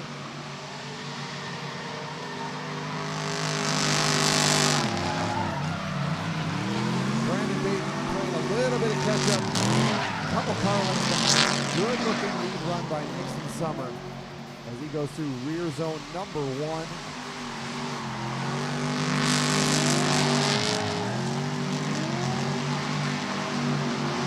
Outstanding looking lead run by Nixon Summer. Would have liked to see a little bit more proximity by Baton. Couple car lengths back, 2-3 sometimes. Good chase, just lacking proximity.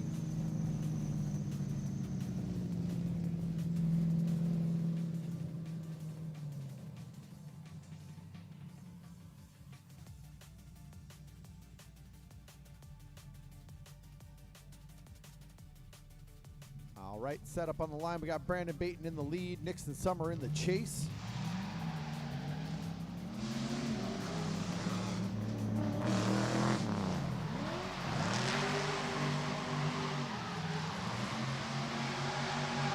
Baton on a wide line as he goes by front number 2 and going to be quite a bit off front number 3.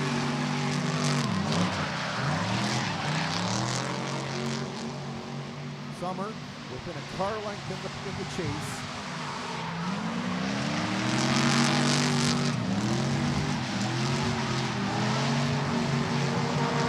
Good lead by Baton. Really good chase by Summer. Yeah, good battle all around.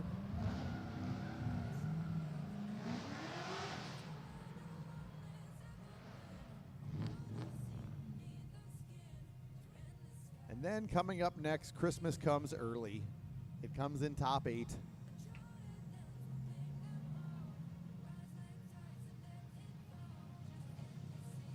The next battle is where Mark Bellinger is going to get his shot. He has an opportunity here to halt the points earning of Eli Van Natter.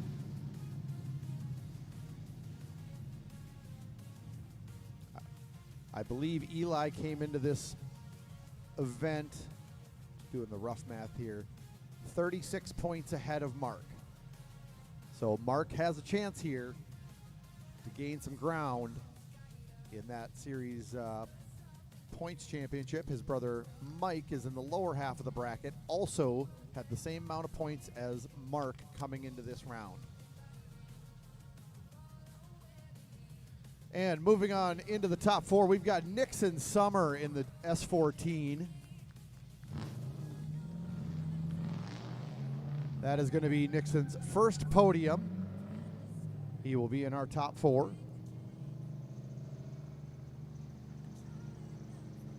But on the line, we have Eli Van Natter in the lead. We've got Mark Bellinger in the chase. This is absolutely a championship battle right here. It's just happening in top 8. So let's see how this one goes.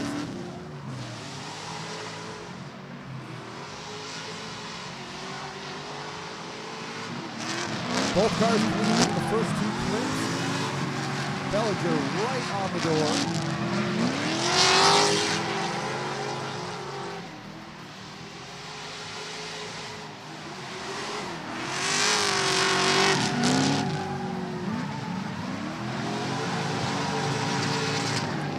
Yep, what do you want me to say? I don't even know what to say. Really good looking runs by both drivers. I'm curious how, pointing out a few things on Van Natter's chase run as he went from front clip number 3 into rear zone number 2. Did he stall up a little bit with angle? That was one thing. At the very end of rear zone number 2, I thought Van Natter could have been a little deeper in his lead. Second half of the battle, Mark Bellinger going to lead, Van Natter going to chase.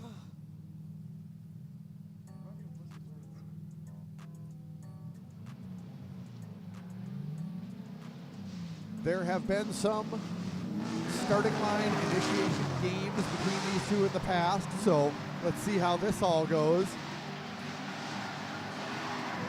Van Natter just going to park right on the door.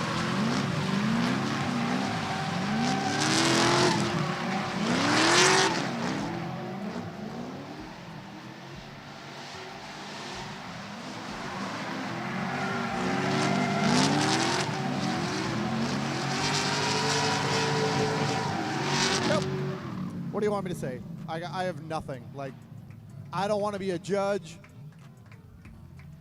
Outstanding battle.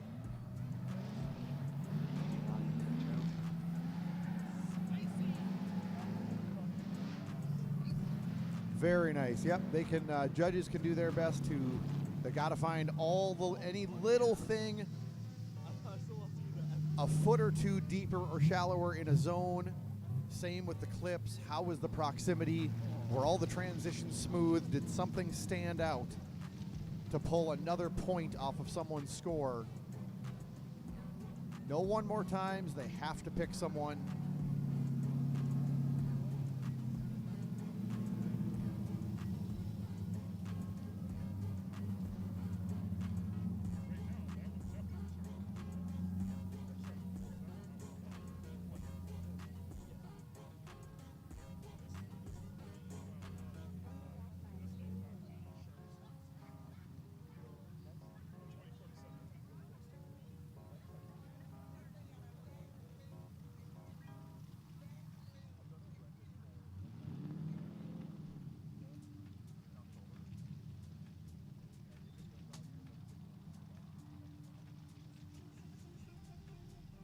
Just a reminder, I think Eli came in 36 points ahead of Mark, that's a lot, but it is not. You can come back from that, especially if you can stop somebody in top 8.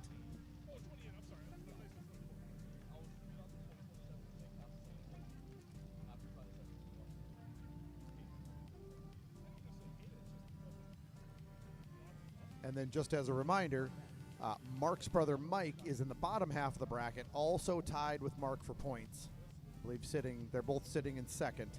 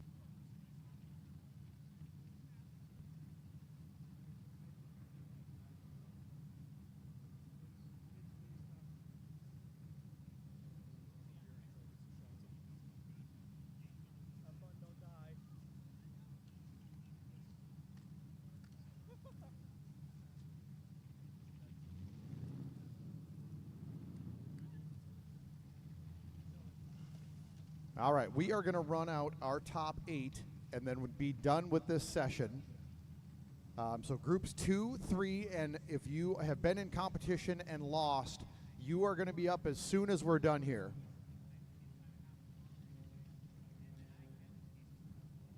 All right, we do have a decision in a split decision, 2-1, moving on to our top 4. In the BMW, Eli Van Natter.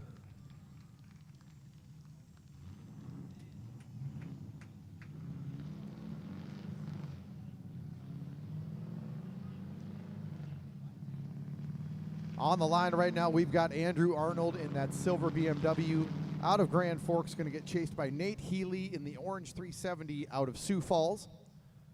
So once again, Group 2, Group 3, and losing ones, you can start heading up to staging. We're going to run you as soon as we are done with the next 2 battles. Andrew Arnold going to bring us up to initiation.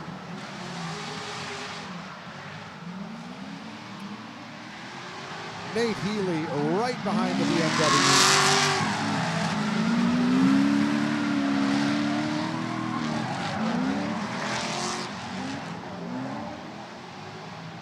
Arnold looking clean through rear zone number 1, through front clip number 4, nice and smooth, Healy right behind him.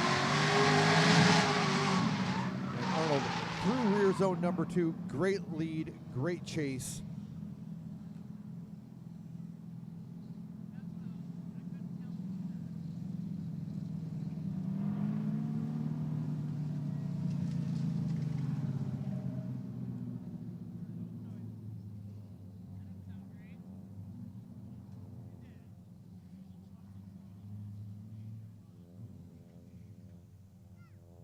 All right, we are ready for the second half of the battle. Nate Healy going to lead. Andrew Arnold going to chase in the silver BMW.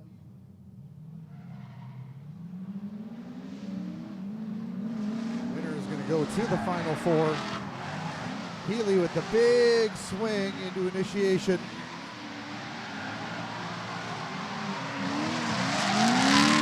Andrew Arnold right there behind him.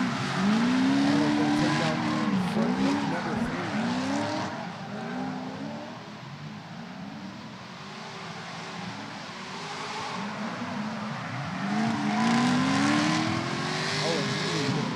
Just a bit. Arnold stalling up the angle as he left front clip for. Okay, couple things there.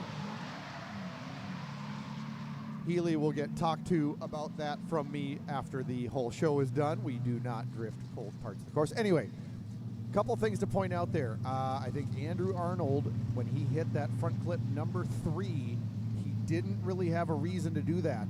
Nate Healy did not hit that very close at all. And so I think that's going to be a bit of a deduction on Arnold for hitting that cone. And then Arnold coming around front clip number 4 at the very end stalled up quite a bit. And that's when Healy opened up a gap into rear zone number 2 at the finish of the course. I think those are going to count against the BMW.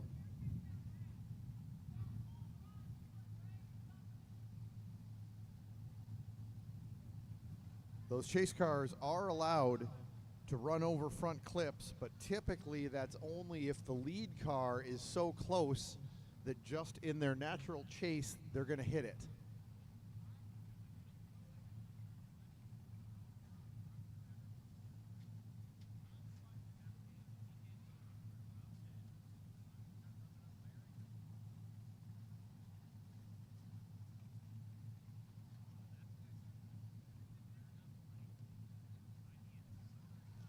Group 2, Group 3, and losing ones, you can head up to staging. We're going to get you on as soon as these 2 battles are done. Group 2, 3, and losing ones. If you are a 1, you got to be tandeming out there. Throw some trains together, put on a show. You will be out there for the next hour.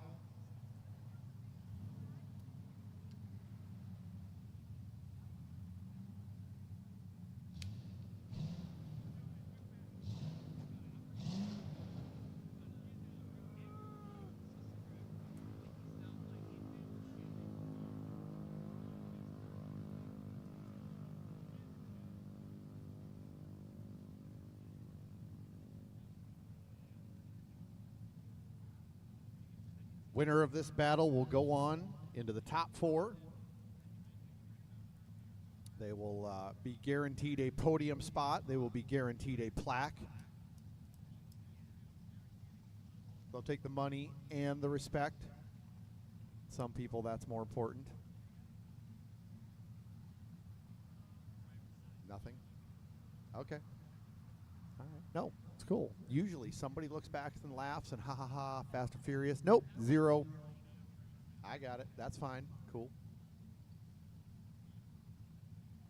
Oh, you got me, Allie? All right. Sup, girl?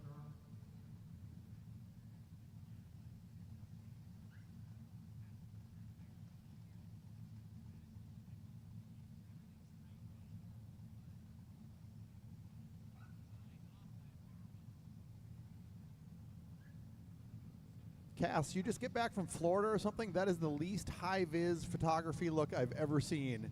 You barely have any neon on you at all.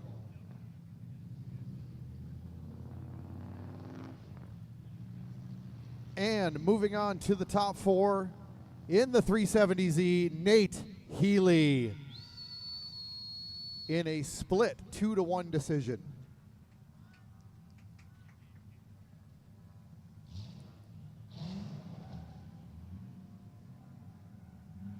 All right, we've got our last top 8 on the line right now. The teal Mazda Miata out of T, South Dakota. Chris Ballinger gonna get chased by Mike Bellinger out of Welch, Minnesota in the red Mustang. All right, big flick from the Miata.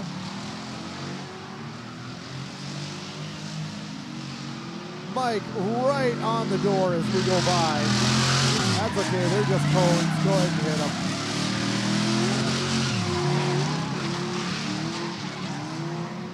Chris on a nice looking lead run. Mike Bellinger right on the door.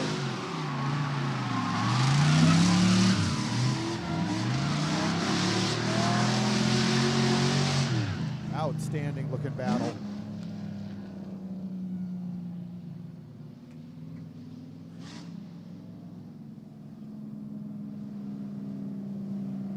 We got one cone to clean up. We'll get to the second half of this battle. Group 2, 3, and losing ones.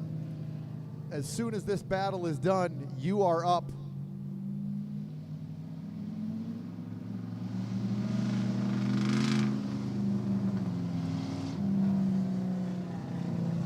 Little cool down lap for both cars.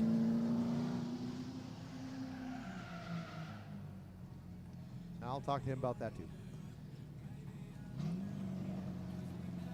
All right, we are ready to go. The track is reset. We'll get both cars on the starting line. Mike Bellinger in the Mustang will lead. Chris Ballinger in the Miata will chase. This will complete our top 4. We are going to switch over to Group 2, 3, and losing ones.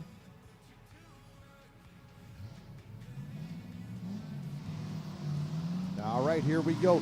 Second half of our last top 8 battle. Mike Bellinger.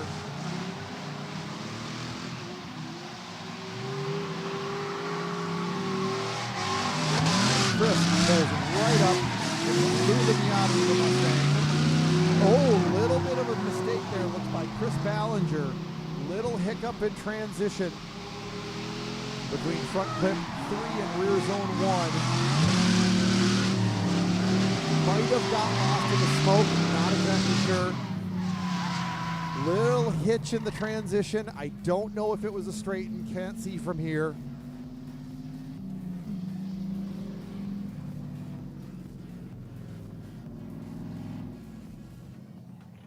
We'll bring it back around, judges get our judges' decision, and that will be the end of this session. Group 2, 3, and losing ones head up to the starting line.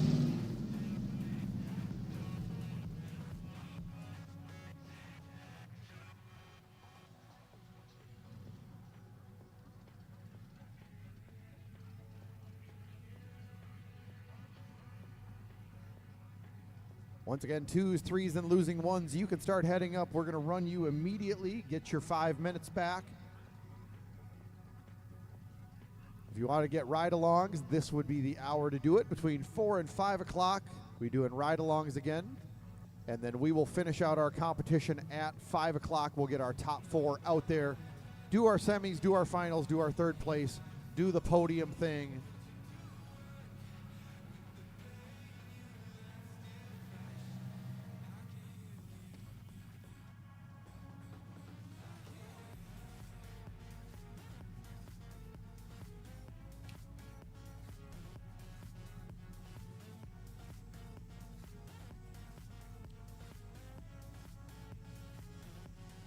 Cass, you never answered me about your gear. You can't even hear me. You got your headphones in, don't you?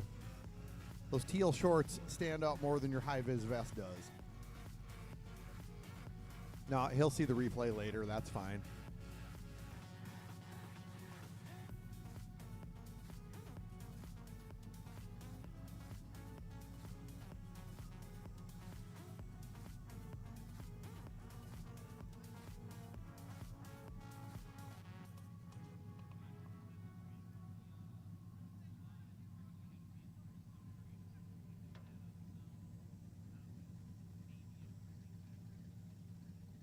All right, we do have a decision, and moving on to the top 4 in the Mustang, Mike Bellinger.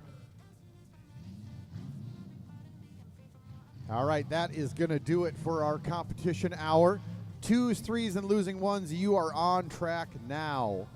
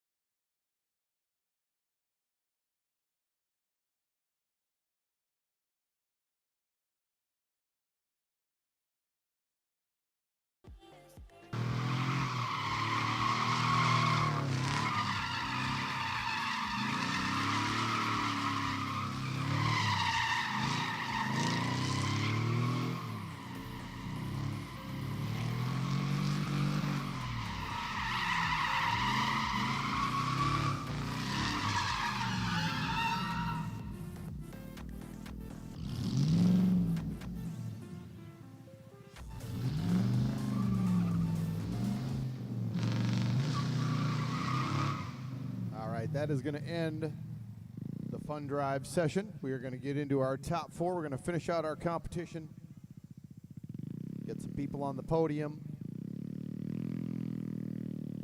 We are just getting all the cones set out. We got all the cars in staging.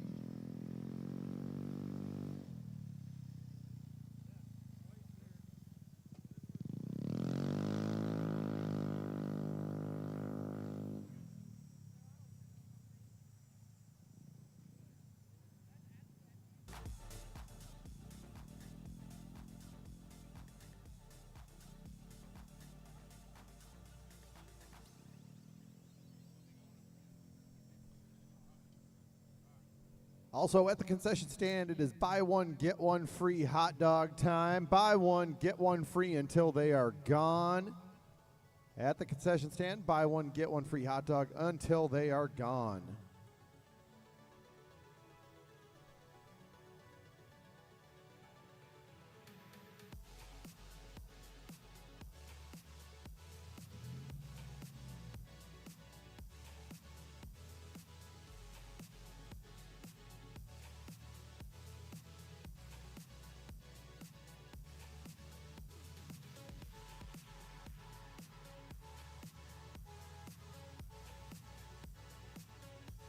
All right, we got our first pair headed to the burnout box. We are going to get right into our top four.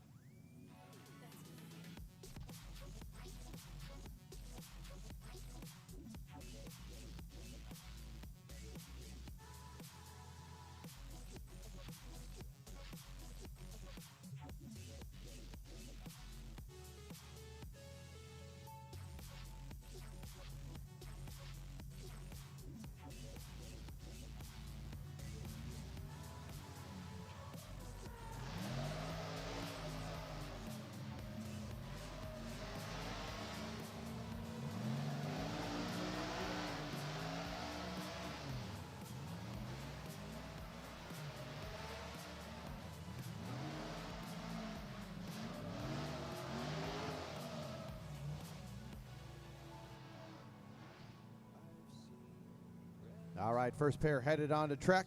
We've got Nixon Summer out of Hermosa, South Dakota, that white S14. Going to be followed on track by Eli Van Natter, the blue and orange E36 out of Baxter, Minnesota.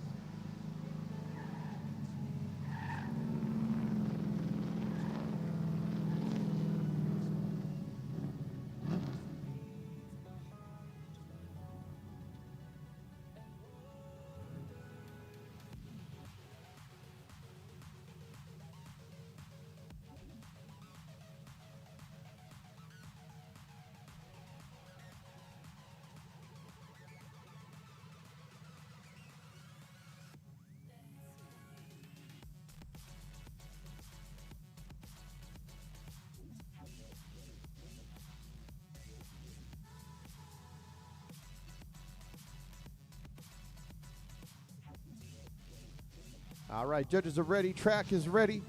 Nixon Summer going to lead. Eli Van Natter going to chase. First of our two top four battles.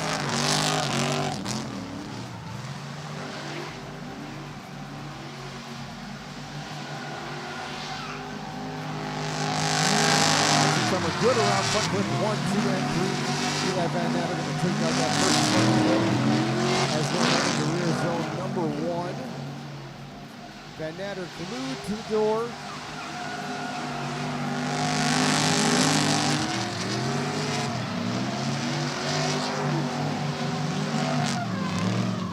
Really good lead run, outstanding chase run. This will probably come down to Nixon Summer's chase. He is going to have to match that proximity to find his way into the championship battle.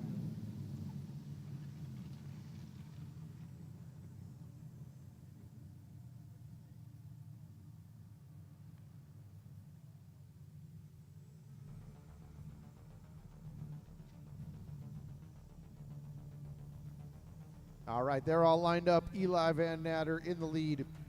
Nixon Summer in the chase. Let's find out who is going to go to the championship battle, who is going to go to the third place battle.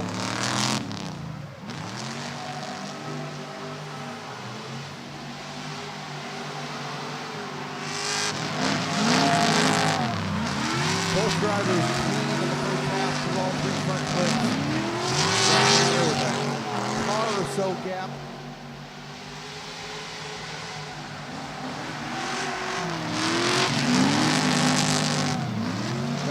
Very smooth between front clip four and rear zone two.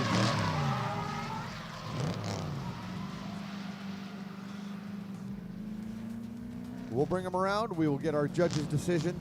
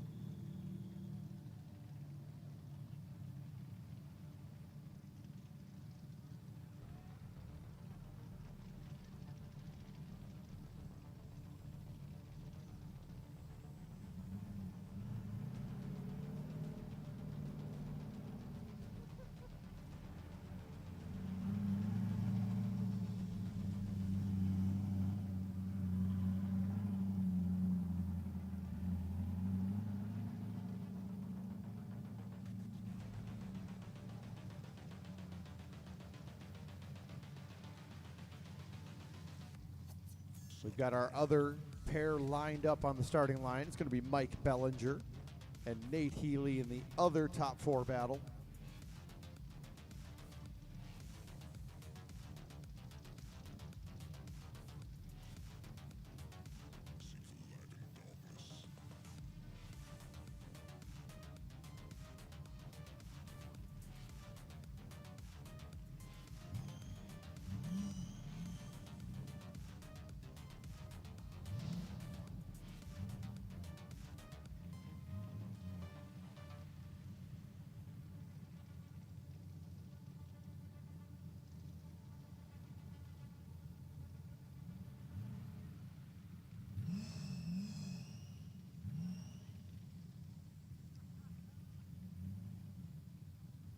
Judges still looking over all the video.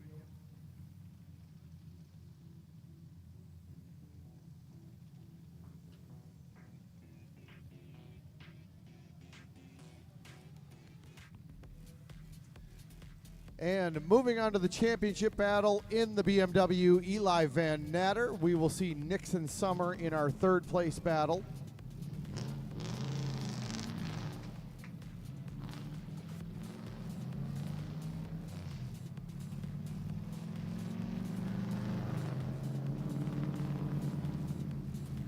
On the line, we've got Mike Bellinger in the red Mustang, going to get chased by Nate Healy in the orange 370Z.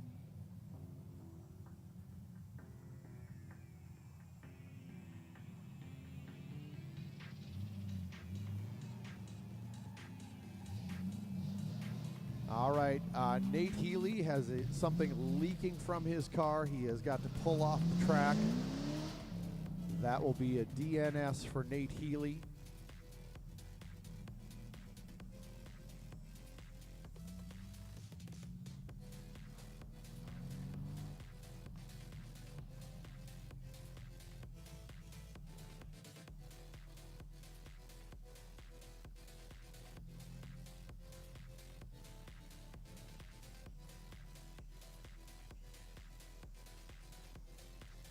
Yep, and we do have confirmation that we do have a broken vehicle, something that cannot be fixed from Nate Healy. So Mike Bellinger will move on into that championship battle. If it's something that Nate can fix for the third place battle,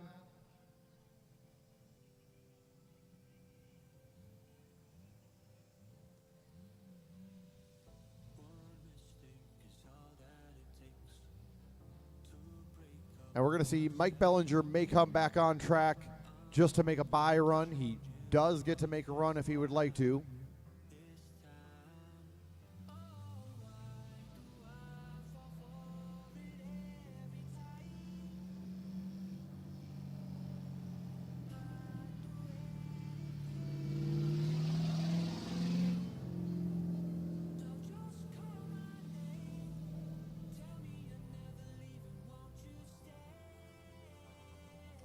All right, we got Mike Ballinger on track right now. He is going to make a bye run. He will be moving on to the championship battle against Eli Van Natter.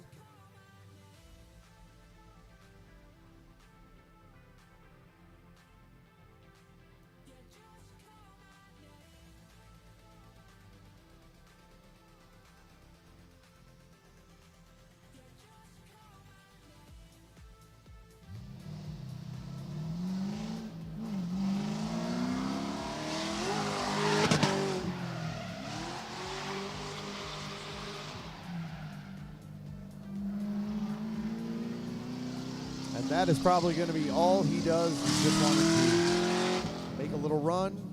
He is on to the championship battle, going to save the tires, save the car. We're going to check to see how quickly Nate Healy can fix that car. He kind of needs to be able to do it immediately if he is going to take the track against Nixon Summer.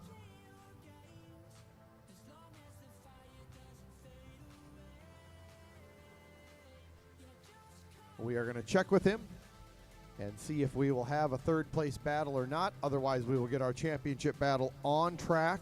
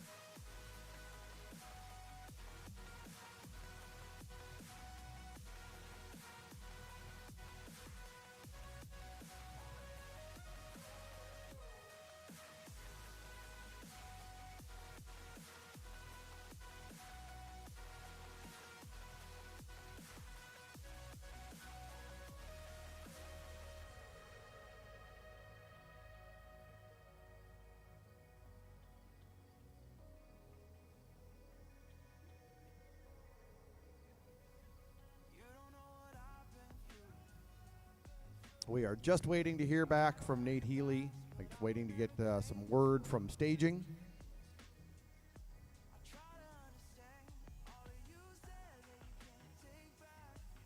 Okay, we just got that notification. I think we're going to have a third place battle. And Nate Healy was able to band-aid it quickly. He and Nixon Summer will hit the track. It's a lot of goldfish, Andrew. Good Lord.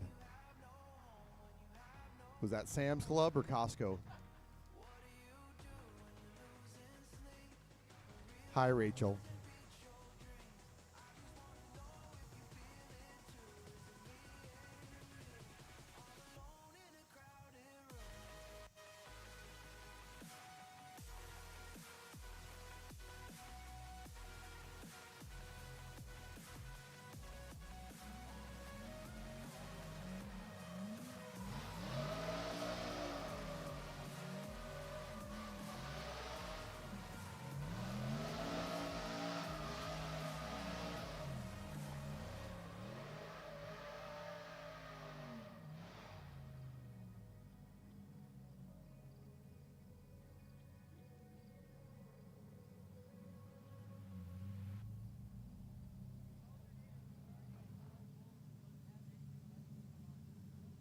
All right, they are on track for the third place battle. We got Nixon Summer in the white S14 out of Hermosa, South Dakota.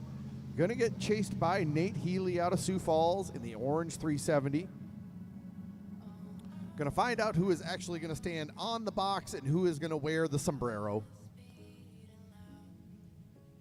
I think more people throw the third place battle just so they can get the sombrero.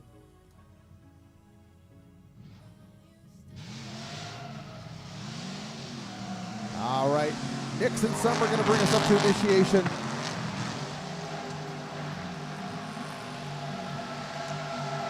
Nate Healy going to drive right through front flip number one. Summer on a pretty good line, a lot of angle after front flip three. Healy right in the pocket on the S14's quarter panel as they transition into rear zone number two. Good lead, good chase. Did have that front clip one knocked over by Healy. Not sure if he needed to be in that position. The judges will take a peek at that.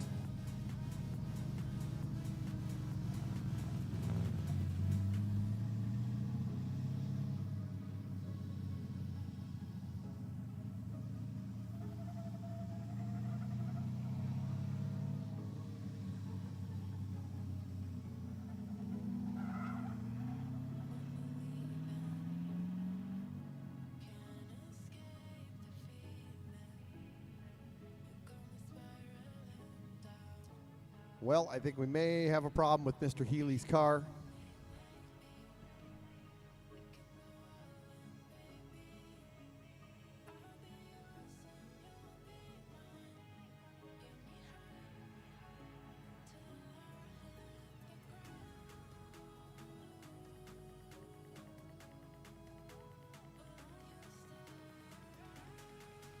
All right, yep, we got a temperature control problem in the cooling system there.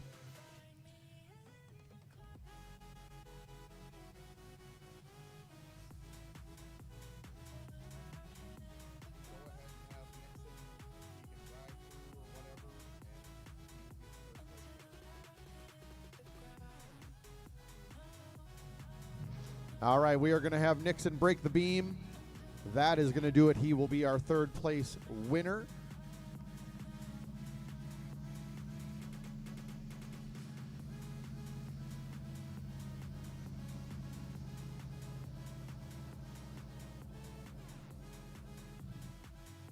He is going to drive off. We are going to get our championship battle onto the track.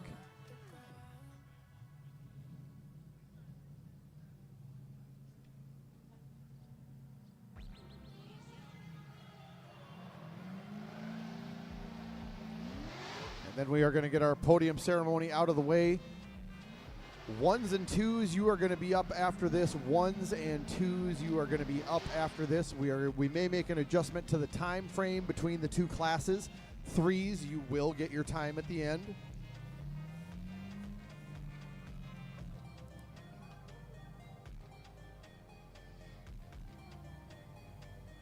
All right, headed on course, Eli Van Natter.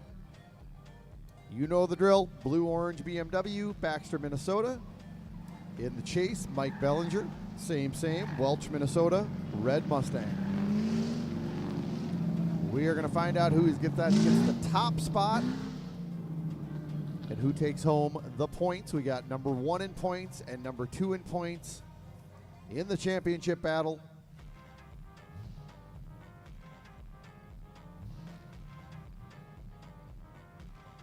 Both drivers are good.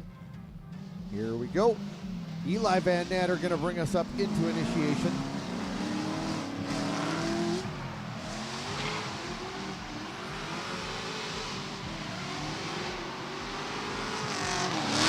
Bellinger taking out front clip 1 and 2. Both cars pretty clean otherwise, going into rear zone number 1.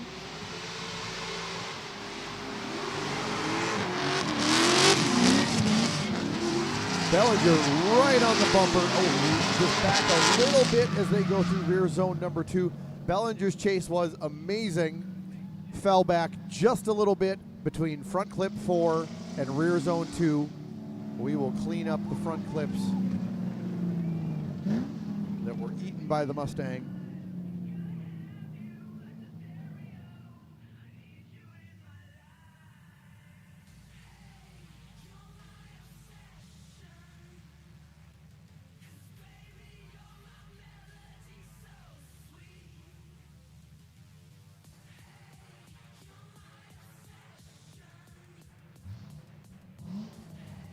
All right, ready for the second half of this battle. Mike Bellinger in the lead. Eli Van Natter in the chase. Let's do this. Let's get the PGD3 all figured out.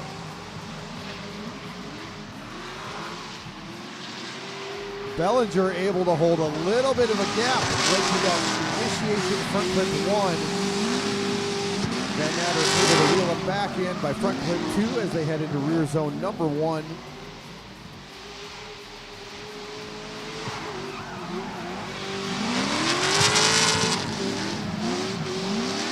As they finish it out through rear zone number 2. Outstanding lead, outstanding chase. Heck of a championship battle. Mike looking like he found some crowds. Really good championship battle. We will get Nixon Summer back out on track, and we will get Nate Healy probably standing by himself out there. He can grab a golf cart or a truck or a whatever. Hi, Joey.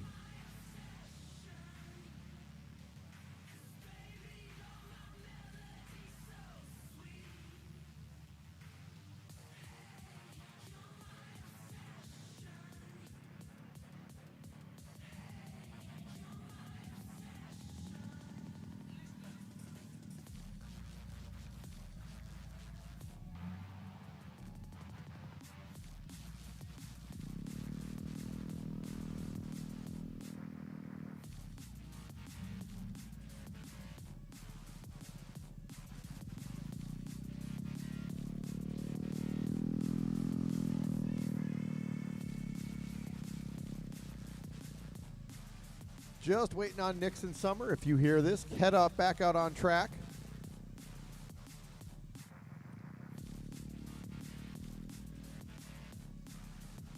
All right, we got our last car. The judges are actually still working on it right now. I have not gotten a call or anything. Typically, we see them come down when they've made their decision. So we will do that. Feel free to file on over. Get those pictures taken of the cars on track. We'll get the announcements as soon as I have them.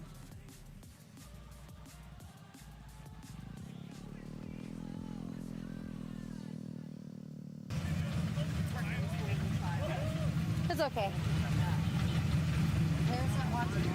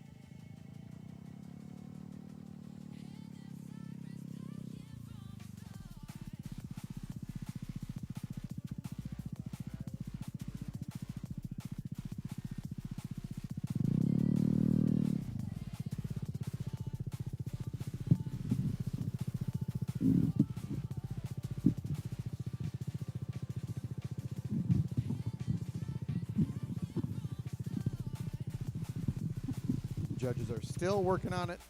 I have not heard anything from them. Like I said, when they are done, we will see that lift coming down.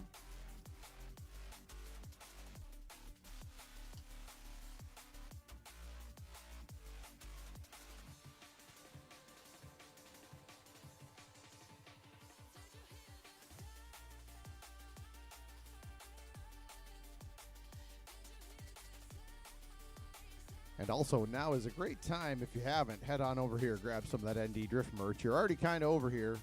It's right here, real close. Want to thank everybody. We have sold out of a ton of those new ND Drip shirts. I actually had no idea how many we had sold till I tried to sell somebody one, and we were out of that size. So thank you so much. We are real happy with that design. But we do have some other stuff here as well. Feel free to come over while we're waiting on the judge's decision. All of them, Joey. All of them. I think they have 2XL.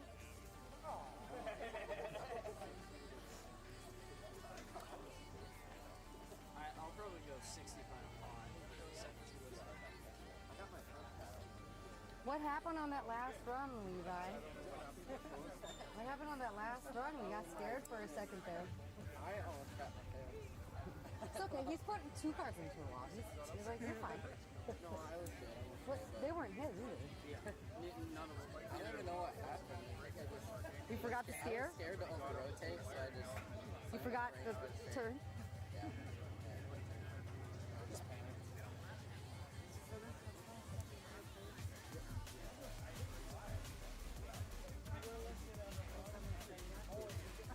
Well, top 4 is party. Oh. So, first, second, third.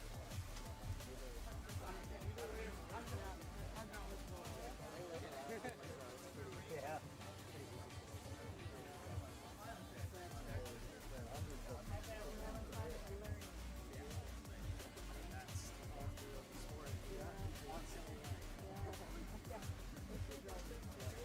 Don't worry, he's been doing that since but he's been racing since I started out go-karts at fairgrounds. They're like little asphalt overlap there. It's by Bonanzaville, so if you're going to school, track. Then I went up to transports for sure. One too many times up there. I got 3 You have no idea. No, how no many, way. like, trophies and Two back to back. plaques Missed a year, thank God. started putting in. Oh, how old was I? Yeah. Oh, Between ages of 6 and 13. well, up in for the state titles. Oh. I think it was 2018, 2019, and then 2019. No, you're back to back 2 years ago. Yeah, that's what I'm saying. 19, 20. Or wait, You won rookie gas. which was 2018. 18, 19, 20. Yeah, he was a baby. 9 and 10. 9, 10. You were born in 09. You can do the math. No. We still have his body, but that's it. We don't have to go there. We sold everything. There was some drama that happened. Did you forget how to do your hair? Basically, I was going into a corner. This lady, Your Hartford too? like, she spun, came down the track, and I had a hat, and they didn't do and anything. then I stood on the table. All right. Sorry to make you guys wait so long. The judges are here. We do have the decision. Let me get all my sheets in order here. Of course, we do fourth, third, and then we do first, and then we do second. So let's get to it. They've been standing out there long enough. Sorry, guys. All right, in fourth place out of Sioux Falls, the orange 370Z, Nate Healy. In third place, newcomer to the podium out of Hermosa, South Dakota, the white S14, Nixon Summer.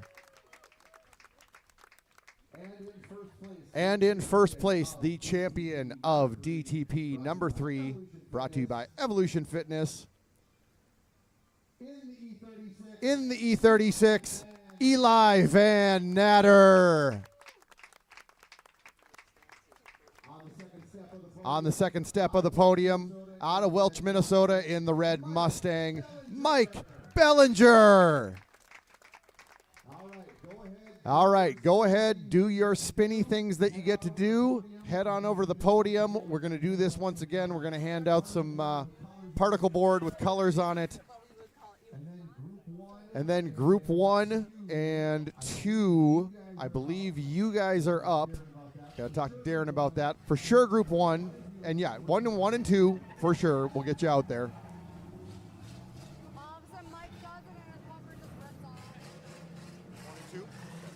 Yes, it'll be Group 1 and 2 will be out on the track.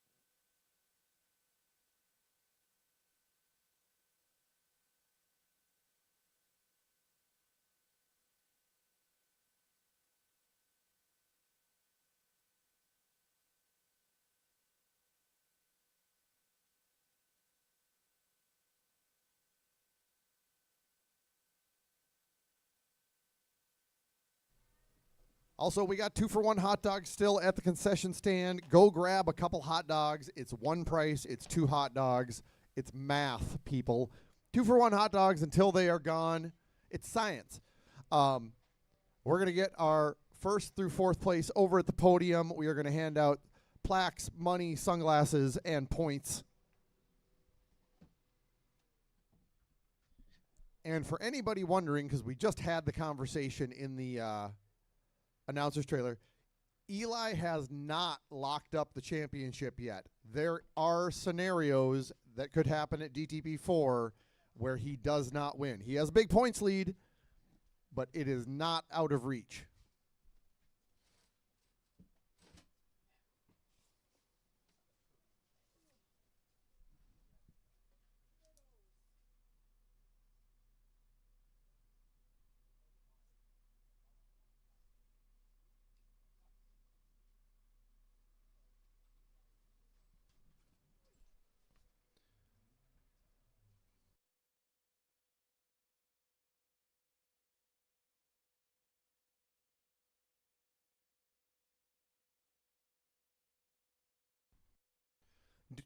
Do want to thank everybody for coming out to DTP number 3. The weather has been amazing. It's hot, but it is a nice little break. I don't know what everybody's from different places around here, whether it's Western North Dakota, down in Sioux Falls, anywhere in South Dakota, the cities area. It's been hot up here in the 90s. I don't know what it is now, but it's not that crazy hot. It's nice. It is whatever, mid-high 80s, 85. It is wonderful. This break has been amazing. I'm glad we did not get the 95 weather. We did have a Drift 101, 102 last weekend. The Drift 102 on Sunday was the heat index of 107. That was awesome. It wasn't. The golf cart was too hot to touch.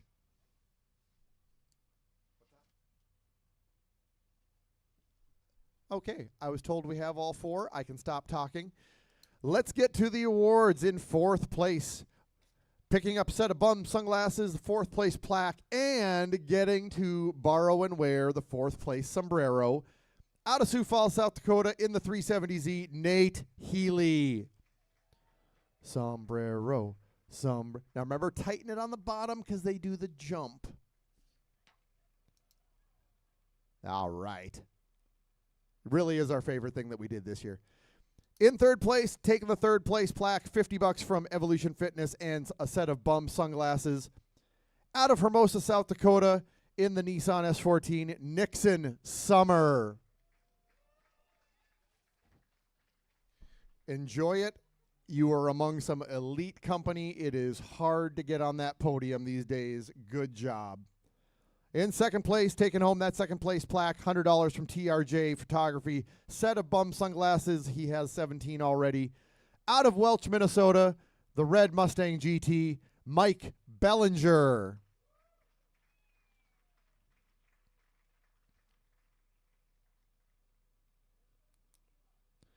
And taking home first place, getting that first place plaque, $200 from TRJ Photography, set of BUMZ Sunglasses out of Baxter, Minnesota, in the E36, Eli Van Natter.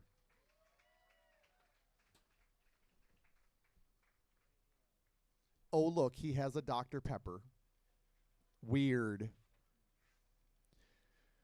All right, everybody, let's get the real photos out of the way. Get all your stuff organized. Take a look at the photographers. Attempt to smile. That's right. Have a good time up there.